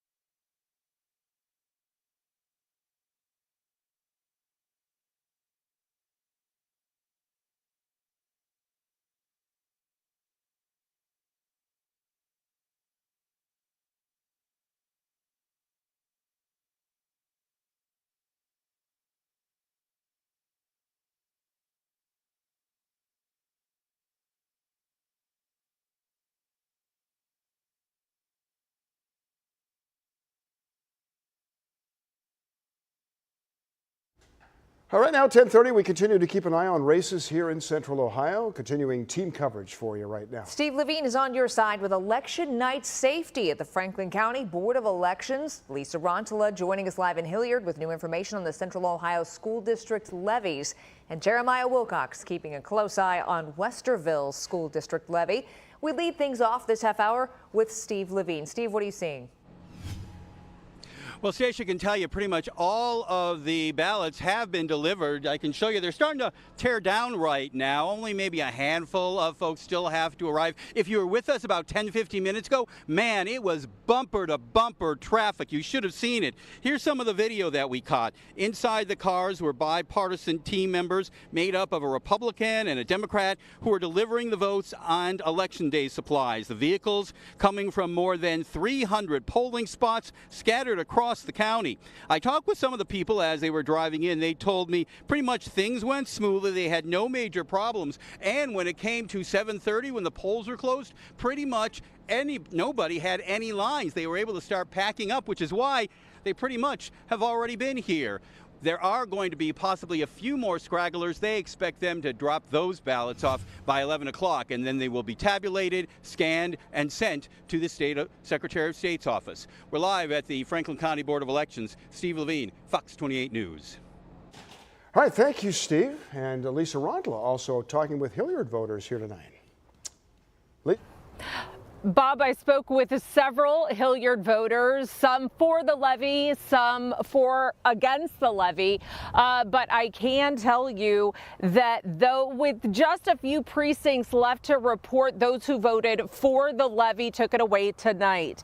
Now, the bond issue and levy will provide the funds to replace and build 3 new elementary schools for the district. The district ranks a 4.5 out of 5 stars with the state and has about 16,000 students enrolled. But tonight, voters told me they can't afford this levy and can't afford the additional $500 in tax they'll have to pay if they own a home worth $300,000.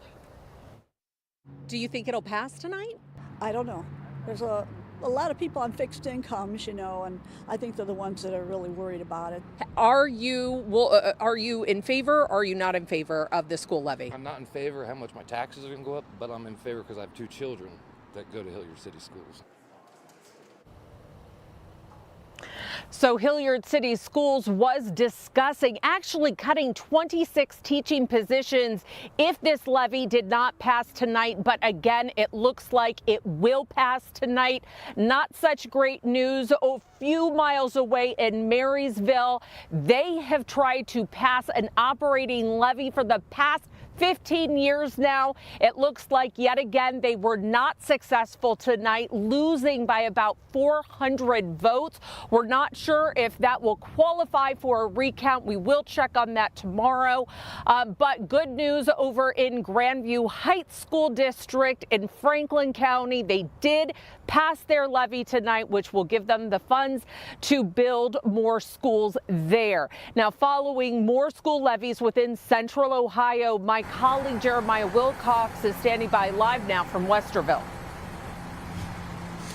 Yeah, thanks so much, Elisa. I am here at the Westerville Board of Elections where they just wrapped up voting earlier. We were at the precinct there, and I've been following 5 school districts throughout our area, and I'm going to talk to you about the first one. The first one is in New Albany. Now, we've been looking to talk to the election officials with the school district, and we haven't heard back from them just yet if they officially have passed this levy. But in New Albany, they're asking for $135 million for expansion projects, with 87% reporting from the Franklin County precinct that tax levy is likely to pass at 57%. Over in Westerville, the district was hoping for more funding for new schools and expansion, with 87% reporting right now. It is still tied right now. We're keeping a close eye on that one. But over in Groveport, they're asking for millions to build and improve schools. And again, with 87% reporting, 56% voted against the levy. And Reynoldsburg is asking for, in the first time in 14 years, millions in funding. And at this point, 56% voted against the levy. And lastly, Bexley City District officials stress the importance of more funding, saying they will be forced to make cuts. Now, 57% of Ohioans and voters voted for the levy. Now, I did reach out to all these districts to get a response from them. We're still waiting to hear back, but I'll definitely keep you updated with the latest on air and online. Jeremiah Wilcox reporting. Thank you, Jeremiah, and make sure you're following all these races on our Fox 28 News app. We'll keep you updated as the numbers roll in here. And if you don't have the app, just search Fox 28 Columbus in your app store. Of course, it's always free. Coming up, the FBI has arrested and charged a man for threatening a violent attack if former President Trump wins the election. The new details we have tonight.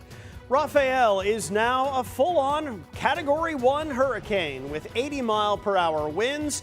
It is likely to make its way across western Cuba as a Category 2 storm, getting into the Gulf and eventually heading toward Louisiana as a tropical storm. Here at home, we are watching the rain as it gets a little closer to Columbus. It'll be here in a few hours. We'll show you more on the timeline and how long this is going to last in just a few minutes.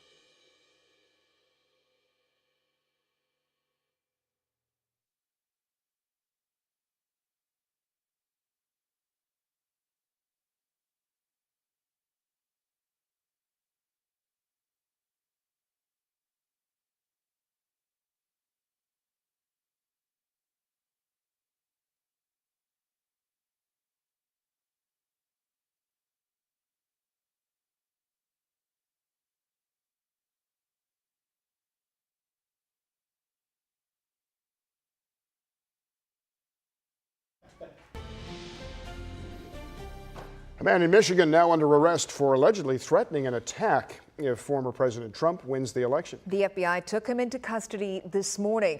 Prosecutors say 25-year-old Isaac Sissel allegedly claimed he stole an AR-15 and sent this message to the FBI National Threat Operations Center in West Virginia. Quote, "I shall carry out an attack against conservative Christian filth in the event Trump wins the election." Sissel appeared in federal court this afternoon and is facing charges. When we come back, baseless claims of immigrants eating animals thrusted Ohio City into the national spotlight. And now, a couple months later, we'll give you a look at what Election Day was like in Springfield. And later, 2 people are in critical condition tonight after crashing an ATV into the side of a car. Fox 28's Stephanie Dupre walks us through what happened.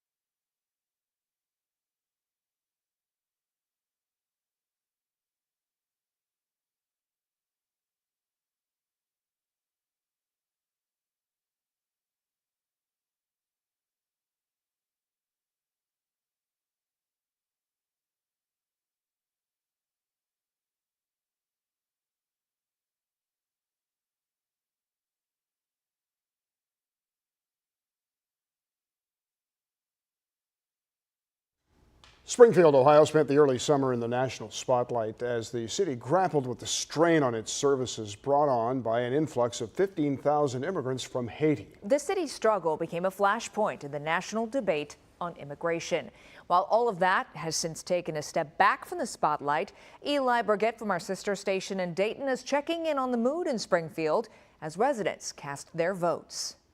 Well, for years now, the city of Springfield has faced issues due to its dramatic influx of Haitian immigrants. Those issues were given national attention after presidential candidates Donald Trump and J.D. Vance commented on the population boom on the debate stage and on social media. Since gaining national attention, the city of Springfield received over 40 bomb threats, as well as many online claims that their Haitian immigrants were eating cats, dogs, and other animals off the street. Despite the local authorities saying the threats and claims had no validity, for a time, unrest spread throughout the community.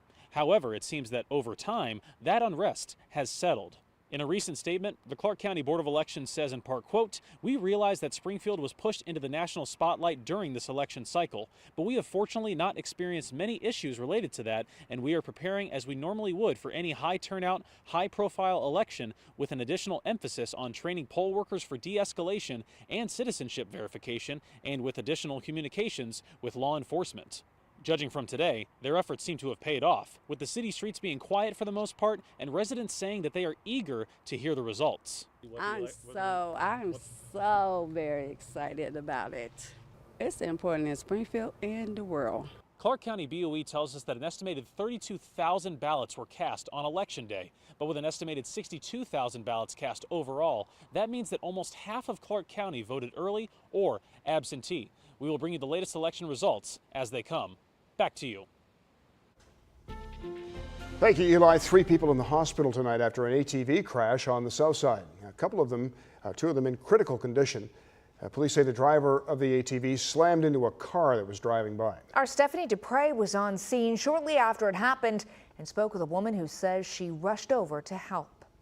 It was horrible, absolutely, to watch people slide across pavement like that and just get thrown off of something. A young woman who lives nearby wanted to stay off camera, telling us she saw the crash happen and rushed over to help. I tried to help them, was asking them if they were okay. The one was just unresponsive completely, like he never opened his eyes. Investigators say this all happened early Tuesday afternoon here on South 4th Street. This is about a block away from East Barthman.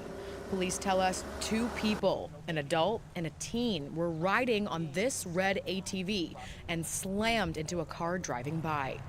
The blunt impact forcing that car to veer off the road and onto this grassy area.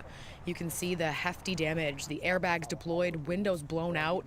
Witnesses outside at the time recount what they saw. They came flying out of the alley like 40, 50 miles an hour and just creamed into the side of him. Police say the 2 people on the ATV were not wearing helmets and were thrown off of it after impact. Last we spoke with police, both of those people are in critical condition. We're told the other person in the car at the time of the accident is stable. Neighbors say ATVs fly through the area all the time and want the community to take away this message. They need to slow down. This is a kid-friendly neighborhood. Reporting in Columbus, I'm Stephanie Dupre. And a person is dead after a shooting in South Linden. A look at the scene here around noon along East Blake Avenue near the Linden McKinley STEM Academy. Information on what happened and whether there are any suspects still very limited at this time. A Tennessee man now facing charges for plotting to destroy Nashville's power grid over the weekend. The FBI arrested 24-year-old Skylar Philippi on Saturday near that grid as he was attaching explosives to a drone.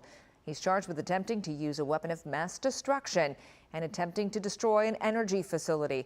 The FBI says Philippi was motivated by white supremacist ideology. He could face life in prison if convicted. And police in Michigan arrested a man for this morning for allegedly threatening to commit a violent attack if former President Trump wins the election. Prosecutors say the 25-year-old sent a threat to the FBI National Threat Operations Center in West Virginia, claiming he stole an AR-15 for the attack. The man is appearing in federal court. Marcia McPeak stepping in now. We have been through the warmest election day in probably recent memory, and what's coming now? Yeah, it's funny because the problem with keeping track of election day itself is because it's a different day each time. Yeah. It's not like we can say, well, let's just compare November 5th. Yeah. Right? It's not always November 5th. It's not always November 5th. The warmest early November day, though. So so this is the warmest November 5th that we've ever recorded in Columbus. But that may or may not be the warmest election day we've recorded. So it's hard to keep track when it changes days all the time. We have warm air streaming into Ohio right now ahead of a cold front that is going to bring in some rain. So this warm air coming into Ohio now is part of what has kept our temperatures above average for a lot of the daytime today, and in a lot of places setting records. We actually broke records in Columbus today, a new record of 79 degrees for November 5th. Tomorrow, we're going to be a good 15 degrees above average again. Not record setting, but still way above average, and well into the weekend, we are still more than 10 degrees above average. And the trend looks like it's going to continue for a while. The eastern, almost 2/3 of the country is likely to stay warmer than average for the next 8 to 14 days. One thing that may come as a relief for some folks, especially where you're drought-stricken, is we may also get a little bit more rain in the next 8 to 14 days, so that we will be a little bit above average in terms of rainfall. We're going to start with some of that in the next few hours. We have some rain already into western Ohio, and some of that has almost, but not quite, made it into Columbus. The city itself is still dry at the moment, but we have a little rain up in Kenton and Bellefontaine, some of that getting into parts of Marion and Wyandotte counties. So it's starting to make its way here. In Columbus right now, we're cloudy, 73 degrees, wind out of the south, 6 miles per hour. Dew points are in the mid-50s, so the air is not saturated by any means, but it's at least got a little moisture to it, so some of that rain has a pretty good chance of getting down to the ground and not evaporating on the way. Your Bassett Services heating and cooling current conditions: New Lex down to 69, Logan at 67, Marysville at 69 degrees right now. And through the overnight hours, the temperatures stay very mild. We're warm to start with. We'll remain that way. By 4 in the morning, still 68 degrees. Even as a daytime high, that would still be way above average. We're going to get to around 63 for your overnight low tonight in Columbus. Still a little breezy for the next few hours, and then after that, the wind is not quite as strong. The front itself is going to linger in Ohio for the morning, and then it gets into eastern Ohio by midday. So Columbus starts to get a break from the rain, but eastern and southeastern Ohio may have some rain linger into the early afternoon. After that, we start to get a little bit of clearing. So it'll turn into a drier evening and overnight. But plan on rain at least for the morning in Columbus, a little longer in eastern Ohio. And if we're lucky, we might even see a little sunshine in the late afternoon. A high around 71 degrees. So take rain gear tomorrow. Temperatures will start out mild. 63 when you're headed out the door to begin with. And then in the afternoon, coming home, will be mostly cloudy, but temperatures will still be way above average. Thursday and Friday, we're still in the 60s, 63 on Thursday and 65 on Friday. Most of your Saturday is going to be dry. The rain will hold off until Saturday night, and then we'll get some more of that rain on Sunday. Sunday's high around 66 degrees. The rain tapers off early Monday so that the rest of your Veterans Day sees some sunshine, and we'll get some sunshine again Tuesday with a high of 65.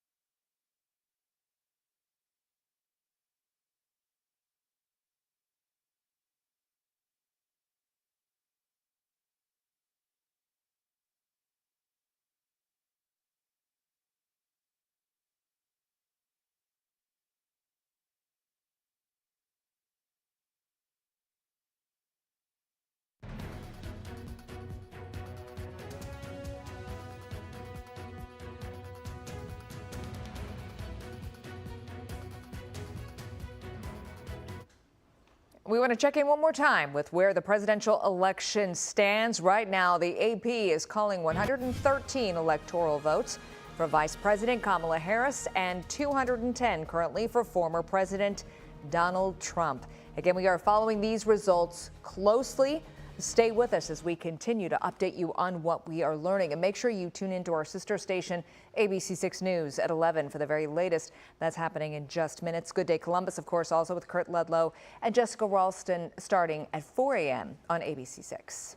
All right, latest numbers. Bernie Moreno, 5 percentage point lead on Sherrod Brown here with about 85% of the precincts reported to. That just in. So we had a record-setting day today, in lots of ways, it turns out. But certainly the temperatures were setting new records at 79 degrees. And tomorrow, another warm day, but not record-setting. Take some rain gear so you're prepared. The rain is just off to our west right now. Then Thursday and Friday, some sunshine both days. Saturday, you're dry most of the day with some rain Saturday night. And we'll get that rain continuing on Sunday with a high near 66 degrees. Monday is Veterans Day. It looks like we're going to have a little rain early in the morning, and then the rest of the day dries out. We'll take it. Thank you. Appreciate it, Marshall. Thanks for joining us, and we'll continue our election coverage over on ABC6 at 11.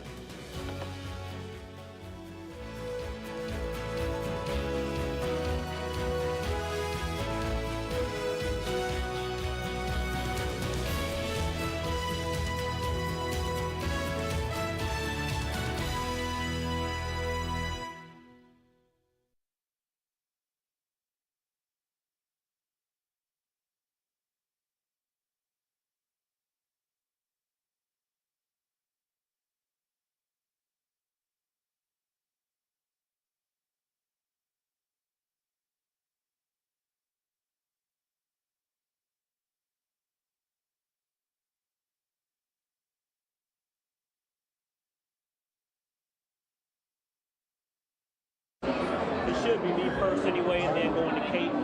So after my live shot, we'll just hop up. Check, check, check. Mic check.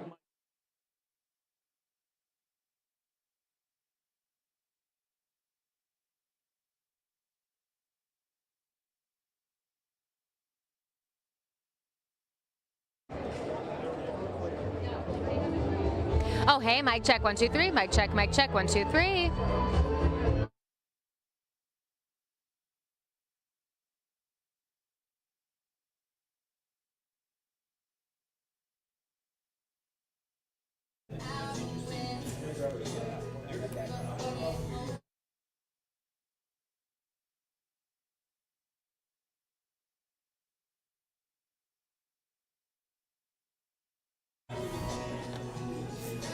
Booth it up.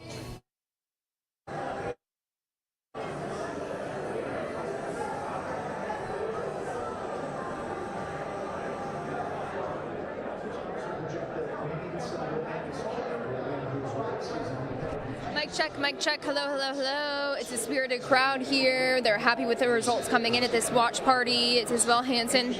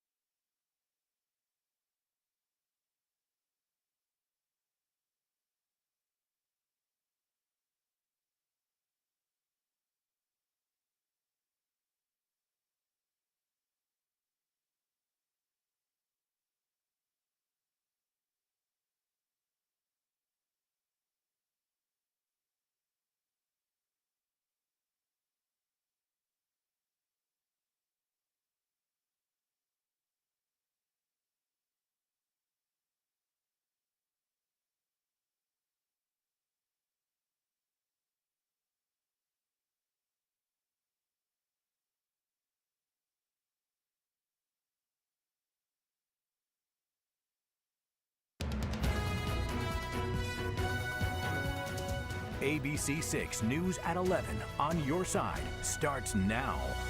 On this election night, former President Trump wins Ohio, and here is a look at the Senate results. Republican Bernie Moreno currently leading Senator Sherrod Brown, trying to take his seat. Currently, Moreno leads by 5 percentage points with 85% of precincts reporting. This one's said to be the most expensive for a non-presidential race in the country's history. $500 million spent. Rodney Dunigan in Westlake near Cleveland at the Moreno camp's watch party. Rodney, just heard that cheer go up. And are you hearing any buzz there about the race being called or Moreno making an appearance? I tell you what, Bob, I have not heard about the race being called, but trust me, there is a lot of buzz in this room. Bernie Moreno, we're told, will be hitting the stage in 5 minutes at 11:05. So obviously we have been seeing those results kind of stream in and a lot of excitement. It seems that Bernie Moreno may be riding that Trump wave, so to speak, into the U.S. Senate. But again, we're waiting for that official word. But security is setting up around the stage. He should be hitting that stage in about 5 minutes. There's been a lot of excitement throughout the evening here for the Bernie Moreno camp. Obviously, a lot of supporters excited, and they want to see him head to D.C. and make a change, what they say. And they are looking forward to what he can potentially bring to not only the state of Ohio, but the entire country. Take a listen. Well, Bernie will bring a fresh perspective as an entrepreneur, but he's also been willing to earn his public service credentials because he's been to every county in Ohio. He worked really hard. He's got out there and really got to know the people of Ohio. And so when you bring both business experience and the willingness. Right. And obviously, again, we're waiting for Bernie Moreno to hit the stage in about 4 minutes now. We haven't heard an official word on if this race has been called, but a lot of excitement starting to stir here. And again, there's also another part of this race, obviously, that Kate Seifert has been covering there in Columbus. We'll toss to her to see how things are going there, and then we'll set up for you guys so when Moreno hits the stage, we can take him live and kind of hear what he has to say. Kate, how's the mood there in Columbus? Hey, Rodney, there still is that energetic mood here, but there are a few less people who are here at this watch party right now. They are bringing Ohio House Minority Leader Allison Russo to the stage right now as we are waiting to potentially hear from incumbent Sherrod Brown. They set up some seats, some chairs right in front of the stage, so we are expecting Brown to speak potentially soon, though he is down in this race right now. Earlier this evening, I had a chance to talk one-on-one with Congresswoman Joyce Beatty about her thoughts if this race did not end in Brown's favor. Here's what she told me.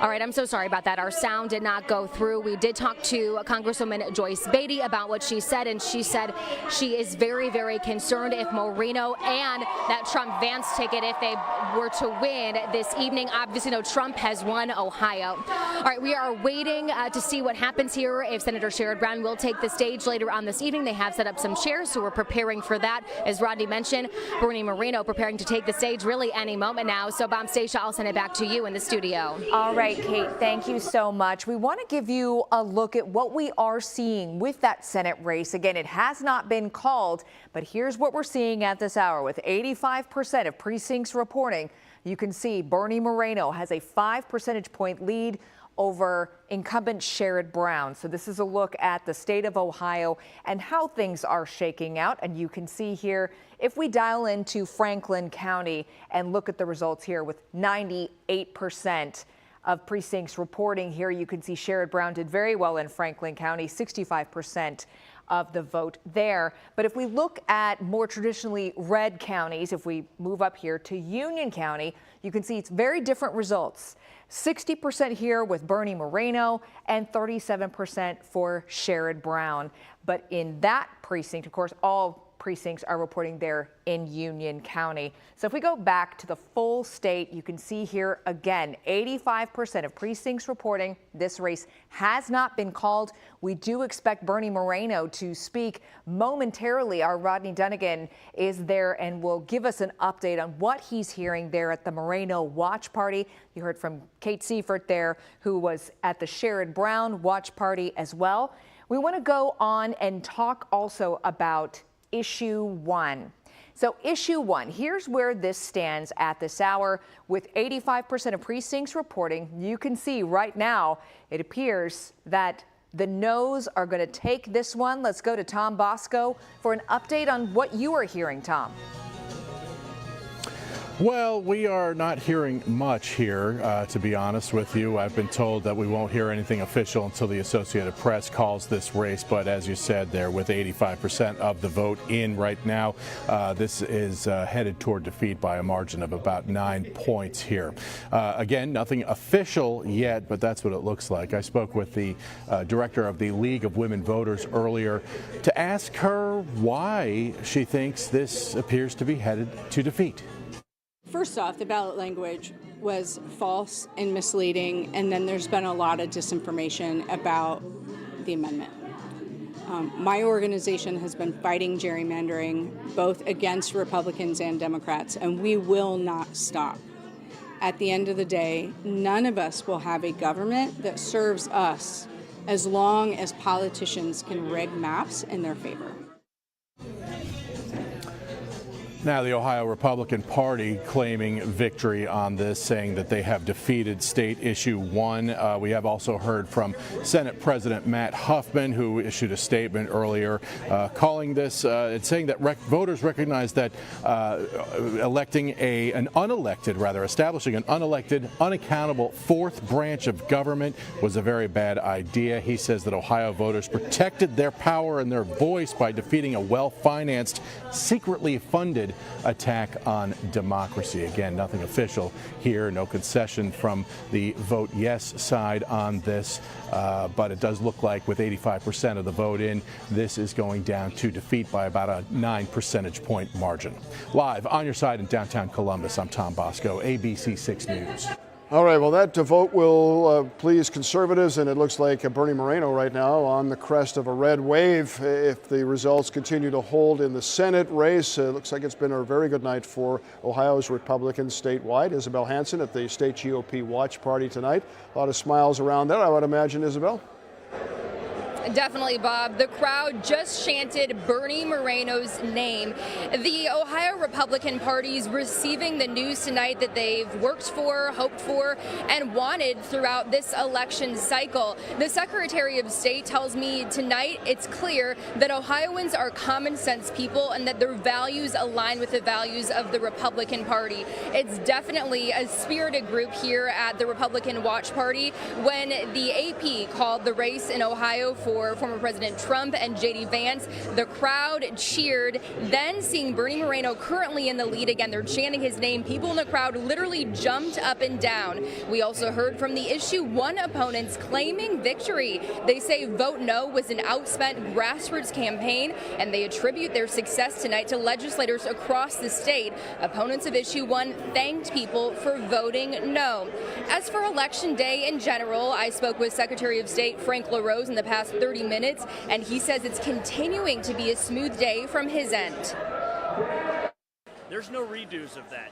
And the fact that we had the resiliency and the backup plans to work through any little issues that came up is a testament to the way Ohio runs elections. Right now what we're doing is, of course, we're reporting those election night results. This is something that other states don't get right, but we're going to give you all, in fact, I'm heading back to the office so that we can continue getting those results out before we go to bed.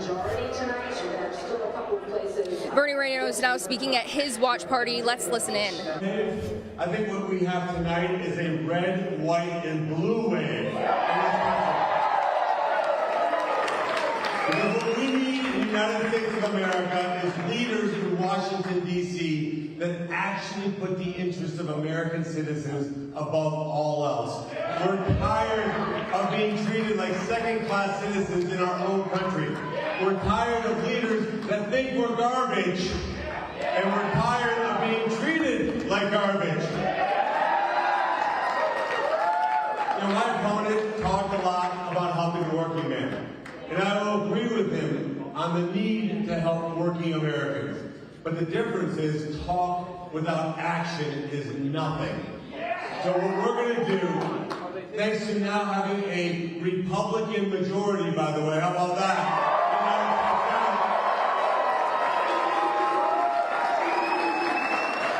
And Chuck Schumer, if you're watching, thanks for the help in the primary, but you're fired, buddy.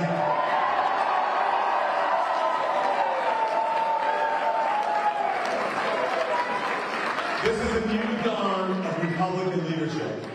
With President Trump and J.D. Vance in the White House, we are going to advance an agenda that is an American agenda. An agenda that says we're pro-immigration, but not pro-invasion. We're going to make certain that the people who come to this country are invited here like I was, like my family was, on our terms. We're going to make this country an energy-dominant nation so that my kids do not grow up in a country where we ever rely on a foreign nation for energy ever again. And we have that energy right here in Ohio. That means coal, that means natural gas, it means oil, it means nuclear. And in terms of EV mandates, they need to be gone first thing in January. And we're going to make certain that we tell California, you don't get to dictate to the whole country what our emission standards are. We're going to dictate that at the federal level, and we're going to allow consumers to pick the kind of car they want. Look, the other piece that I want to talk about is what President Trump has brought to this country, which is peace and stability around the world. America will be a leader in the world. Will always be a leader in the world. American leadership has made the planet safer, more prosperous, and more secure than at any point in human history. But it means that we ensure peace through strength. The weakness of Joe Biden and Kamala Harris is rejected, and I know that from whether it's in Jerusalem or Kiev or anywhere else on earth, or Taiwan, they're cheering this election because they know American strength will ensure peace around the world. And if you're a police officer in this country, just know you have a senator in me and a Republican Party that will always have your back.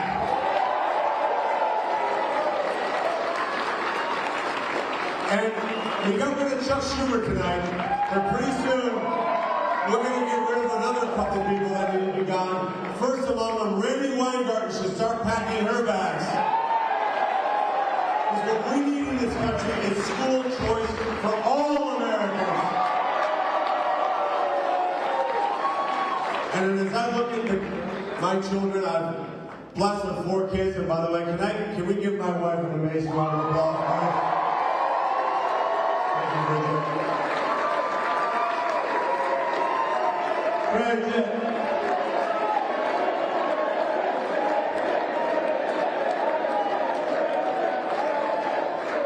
We need to make certain that we honor teachers.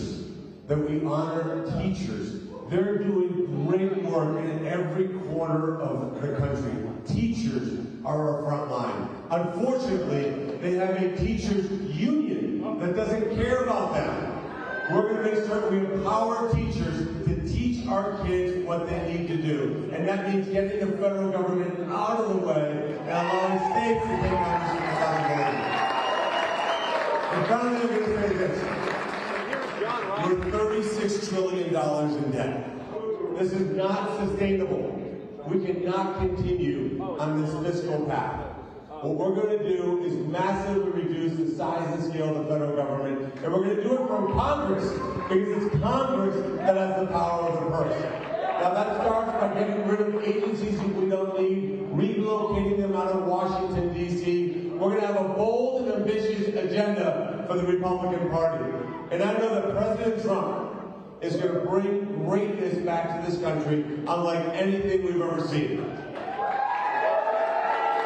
So President Trump, if you're watching, thank you. Thank you for being decisive in my primary. Thank you for being the greatest president of my generation. And thank you for the sacrifices that you've made for this country. This country owes Donald J. Trump a debt of gratitude. And to Senator J.D. Vance, Ohio loves you, man. Ohio loves you. I love you. I cannot think of a more brilliant pick than when President President Trump selected J.D. Vance. I know J.D., let me just tell you, he's a great man. He is going to be an incredible vice president. I can't wait to have him leave his office so I can be the senior senator from Ohio.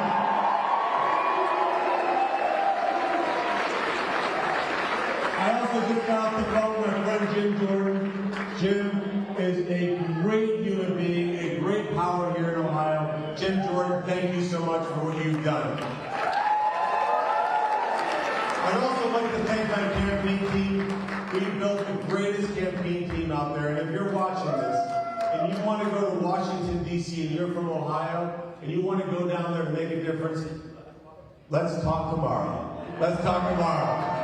Because we're going to build an incredible campaign operation, incredible Senate operation, an incredible constituent services operation, because I believe that people who pay taxes deserve a government that works for them. And then finally, let me just say to my kids, thank you so much for being on this journey with us. You know, I have absolutely been blessed by God Almighty with an amazing wife, amazing kids, 3 amazing grandkids. But I want to introduce you to my extended family, because I like to say we're overperforming Catholics. So I'm going to bring my siblings, if I can bring my siblings up on stage, or they're over here. Let's give them a round of applause.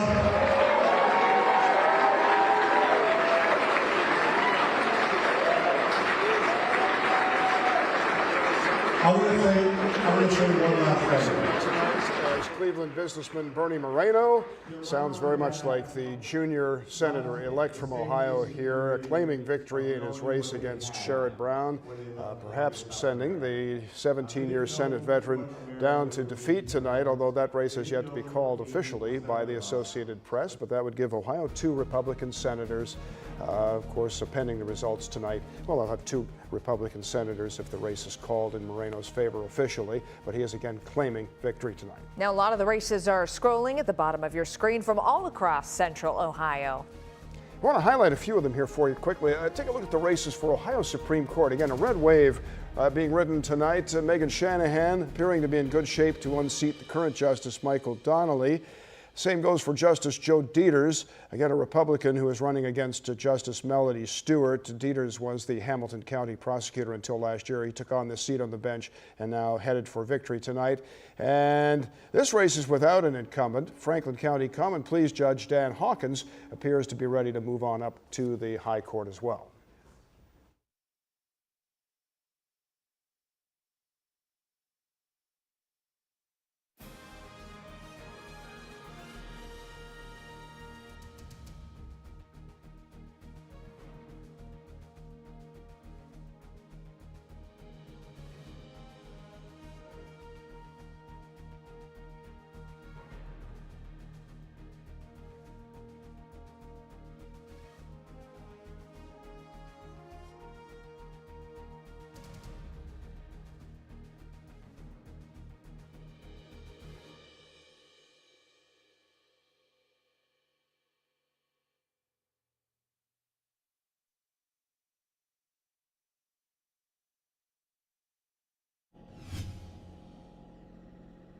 Testing, hello, hello. The final ballots were dropped off.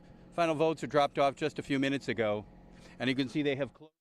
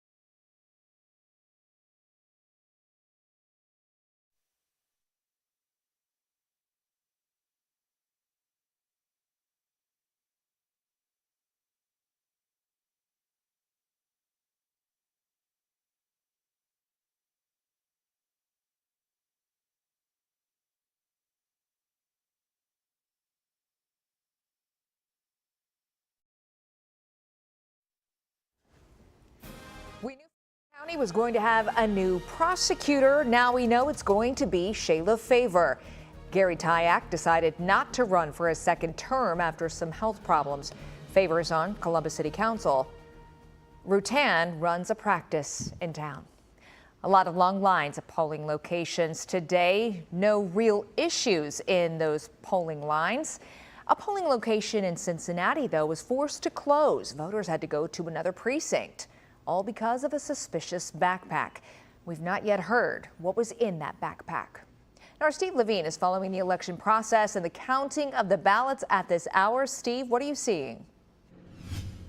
Stacia, I can tell you the final few votes were delivered just a few minutes ago. You can see right behind me that workers are pretty much on their way home as they are now done with receiving those ballots. But it was really busy about an hour ago. Let me show you pretty much bumper to bumper traffic as those votes were being delivered here to the Franklin County Board of Elections. Now, this is how it worked. Inside those cars, bipartisan teams made up of a Republican and a Democrat who are delivering the votes from Election Day as well as the supplies. The vehicles were coming from more than 300 polling spots scattered across the county. I did talk with some of the people as they were driving through, telling me things went smoothly. They had no major problems, and pretty much at 7:30 there was no one waiting in line. They said it was pretty busy in the morning, and then by the afternoon things kind of trickled down a bit. But I did also talk a little while ago with Board of Elections officials. They tell me 38% of registered voters in Franklin County did vote today. When you add in the early votings, it's about 67%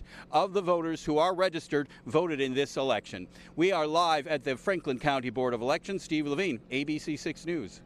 All right, Steve, thank you so much. We want to give you more insight on what we're seeing tonight.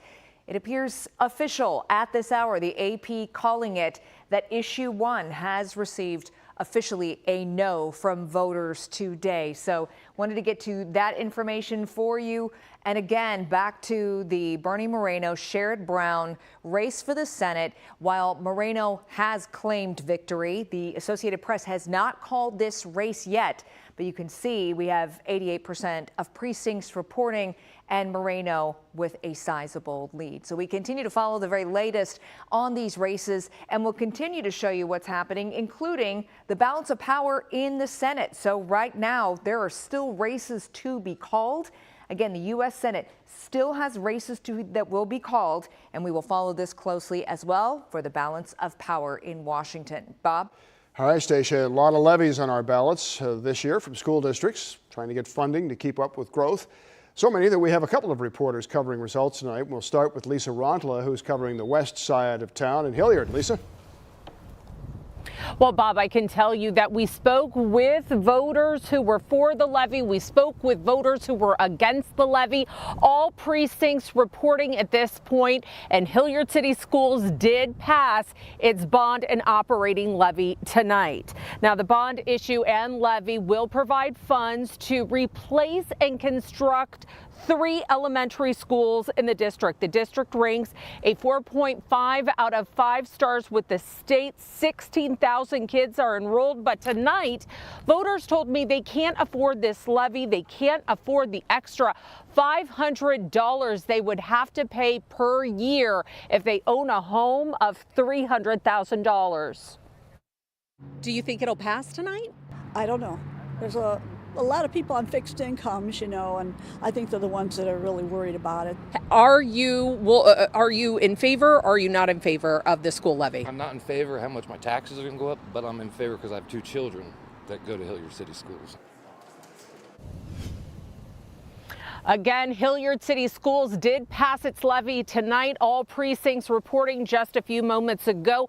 Not such great news just a few miles down the road up in Marysville. They have tried to pass an operating levy for that school district for the last 15 years. Again, unsuccessful tonight, but by 400 votes. We will be asking if that race now qualifies for any sort of recount. Over in Grandview, Lakeview Heights, that school district in Franklin County, did overwhelmingly pass its bond and levy to create an athletic complex and school there. Many more levies on the ballot in Central Ohio following them. My colleague Jeremiah Wilcox, who is now standing by from Westerville. Yeah, it's been a very busy day here in Westerville and also on the east side here in the area. A lot of people came out to vote today, and I've been following 5 districts throughout the east side to see if they passed and if they did not. Now, the first one is New Albany. Now, they were asking for 135 for expansion projects, with 98% reporting now that levy will pass with 61%. And jumping to Westerville, here the district was hoping for more funding for new schools and also expansion, and with 98% reporting right now, it is still tied right now. So at 50%, it is still too close to call. We'll keep an eye on that. And jumping to Groveport, they're asking millions to build and improve schools, and they voted against the levy at 55%. Now, Reynoldsburg, they were asking for a levy for the first time in 14 years, millions in funding, and at this point, with 98% reporting, 55% voted against the levy. Now, lastly, Bexley City School District officials, now they stress the importance of more funding, saying that they will be forced to make cuts, and 57% voted for the levy. Now, this is just the beginning. We'll definitely stay in contact with the school districts to keep you updated with the latest on air and online. Jeremiah Wilcox reporting. Thank you, Jeremiah. Thank you, Lisa. Marshall back in here today. Life goes on tomorrow, and we'll want to know what's going on with the weather. You know, tomorrow is not going to be as warm as today, but after some rain, it'll start to improve again. So still some sunshine to look forward to eventually. The rain is trying to get into Ohio now, but we had a record-breaking afternoon. We hit 79 degrees during the day today. That breaks the record of 77 that was set in 2022. Obviously, we were way above normal, and we set records, or at least tied records, all across the region. So Cleveland with a new record, Toledo tied the record, Fort Wayne, Columbus, Zanesville with we added 3 degrees to the record for the day. Tied it in Marietta, Parkersburg. Huntington set a new record, Dayton. So lots of warm air moving into the state during the daytime today. And now we're still waiting for the cold front to get here. The front itself still way out here to our west. That is what's pushing the rain towards central Ohio. North of Columbus, we've already had a little bit of rain this evening. Some of that in Marysville, up into Bellefontaine and into Indian Lake. A little of that into Marion County, spreading into the city of Marion now. Bucyrus and Upper Sandusky also getting a little of that rain as we speak. So more of that is coming during the overnight hours. Right now, Columbus itself is still dry. We're at 73 degrees, wind out of the south at 9, and the wind is not going to be as strong overnight tonight as it was during the daytime today. These are your Bassett Services heating and cooling current conditions. Still 70 degrees from Coshocton and Cambridge all the way down to Athens, Delaware and Mount Gilead, Bucyrus, all at 70 degrees. Circleville at 72, but Bellefontaine, where you've had some rain already, you're down to 64. Here's what it looks like for the overnight hours. See more of that rain moving in. Some of this could be heavy at times, so you may get a little bit of a downpour here and there, and your morning commute is going to be wet to start your Wednesday. However, it won't last all day. It will taper off before we get to the afternoon. So showers and wet roads for your morning commute. You may have to dodge a little bit of rainfall, and your overnight low tonight drops to 63. We got to get out to Sherrod Brown, who is speaking right now. I think about the lesson that any union organizer knows. They don't just give you fair wages, safe workplaces, good benefits. They don't just give it to you. You go out and take it. That's how progress is always worked in this country. Wall Street and corporations just didn't say one day, you know, people work so hard out there. We ought to have Social Security, and we ought to have an 8-hour day and time and a half and a ban on child labor. No, we fought for it, we demanded it, and we got it. And the big insurance companies just didn't all of a sudden say, you know, a lot of people are sick. We ought to provide seniors health care. No, we fought for it, we demanded, and we got Medicare. And in the 1960s, a bunch of segregationist Southern senators didn't just decide one day, you know, everybody ought to be able to vote in this country. No, we fought for it, we demanded, and we got voting rights. And then last year, politicians didn't all of a sudden say, you know, we really ought to stop interfering in women's personal health care decisions. Of course not. We fought for abortion rights in Ohio, we demanded it, and we got it.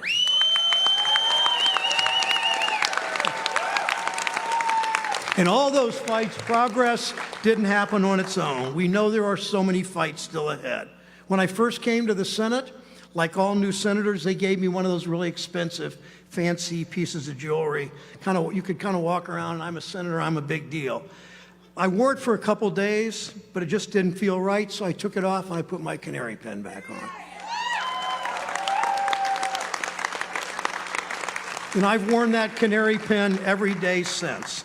So tonight, nothing changes. I don't take off this pin. I'm not giving up on our fight for workers, and I know you won't either. Thank you.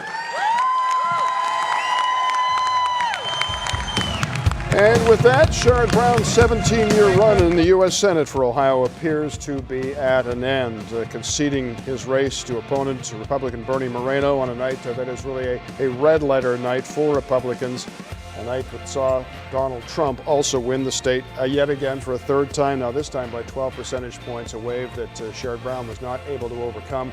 And Bernie Moreno will be the junior senator-elect now for the state, giving us 2 Republicans in the U.S. Senate. We have more results to break down for you when we come back.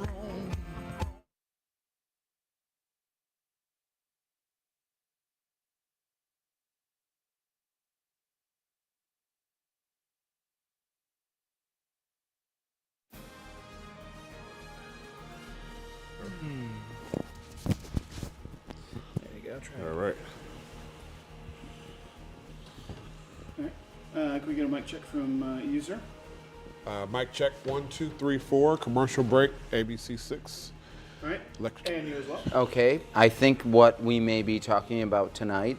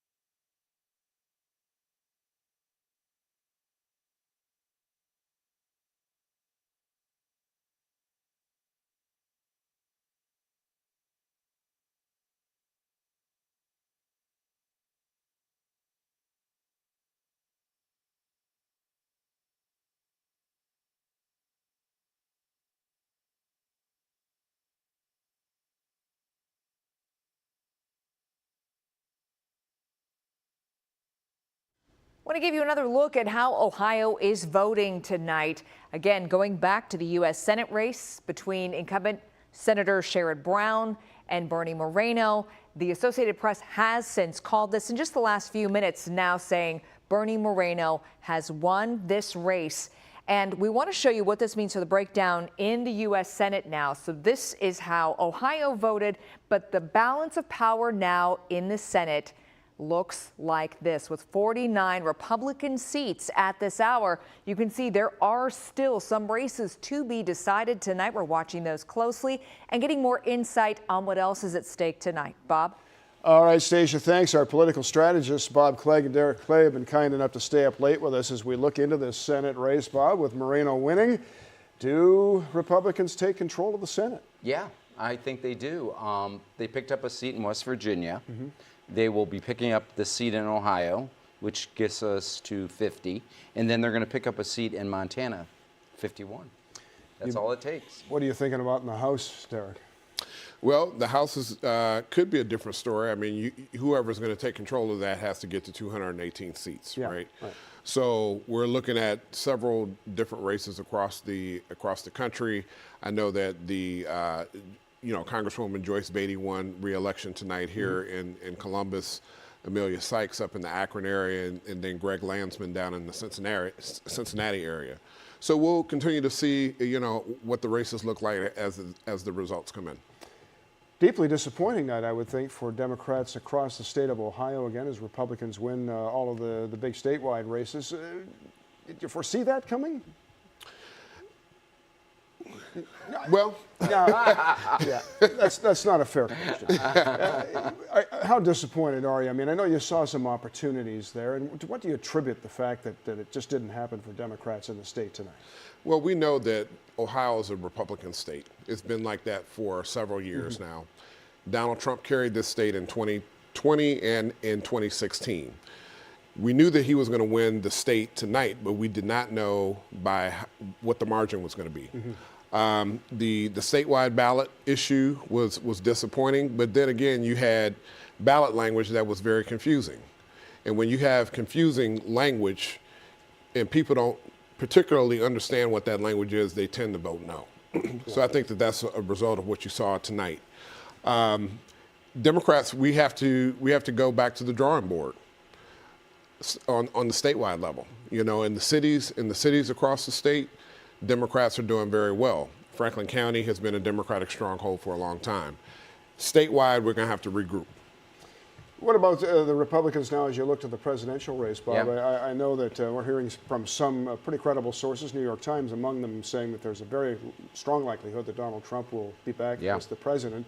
What are you hearing in the GOP ranks right now? Well, what that will mean here in Ohio is that we're going to get a new U.S. Senator because J.D. Vance is going to become vice president. And I think the focus is going to be who's going to get that appointment. The governor's going to make it. And it's a person that's got to run again in 2 years. So and then you look at the fact that also in 2026, all of our statewide officials are going to be term limited. So they're going to be moving around to different offices. So it's the problems you have when you're successful. You have too many candidates out there that are trying to position themselves. What does Ohio look like with two Republican senators for the first time in a long time? Yeah, since I think George Voinovich and Mike DeWine were U.S. senators. Well, it's great for us because, number one, the Republicans are going to be in the majority. And then number two, we're going to have J.D. Vance as vice president. And that's going to make Ohio even bigger, and more influential in this whole process.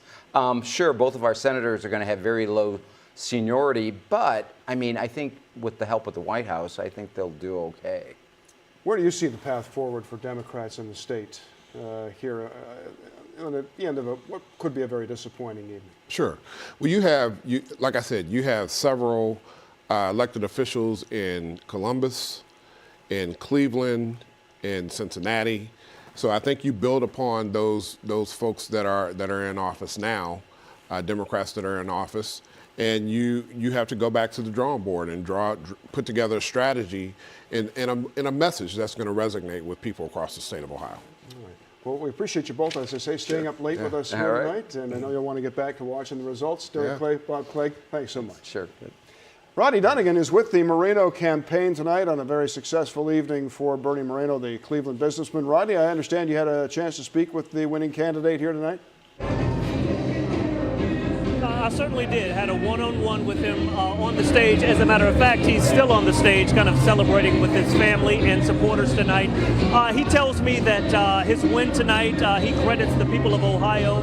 He says the voters wanted change, and that's what they were requesting from him, basically. Obviously, throughout this campaign, he has pushed himself as a political outsider, a businessman and entrepreneur, somebody who would bring something new to D.C. And apparently the voters, thought that he would be the correct guy to do that. Now, throughout this process, we've been talking about the potential of Bernie Moreno riding the red wave, if you will, of former President Trump. Obviously, earlier this evening, the AP called Ohio for former President Trump, and of course, Bernie Moreno was able to ride that wave, so to speak. But this evening, he tried to signal more of a unified tone now that this race is over. He said he wanted to ride a red, white, and blue wave, of course, into D.C. Take a listen to what he said just moments ago. Today starts a new wave. We talked about wanting a red wave. I think what we have tonight is a red, white, and blue wave in this country. Because what we need in the United States of America is leaders in Washington, D.C. that actually put the interests of American citizens above all else. We're tired of being treated like second-class citizens in our own country. We're tired of leaders that think we're garbage, and we're tired of being treated like garbage.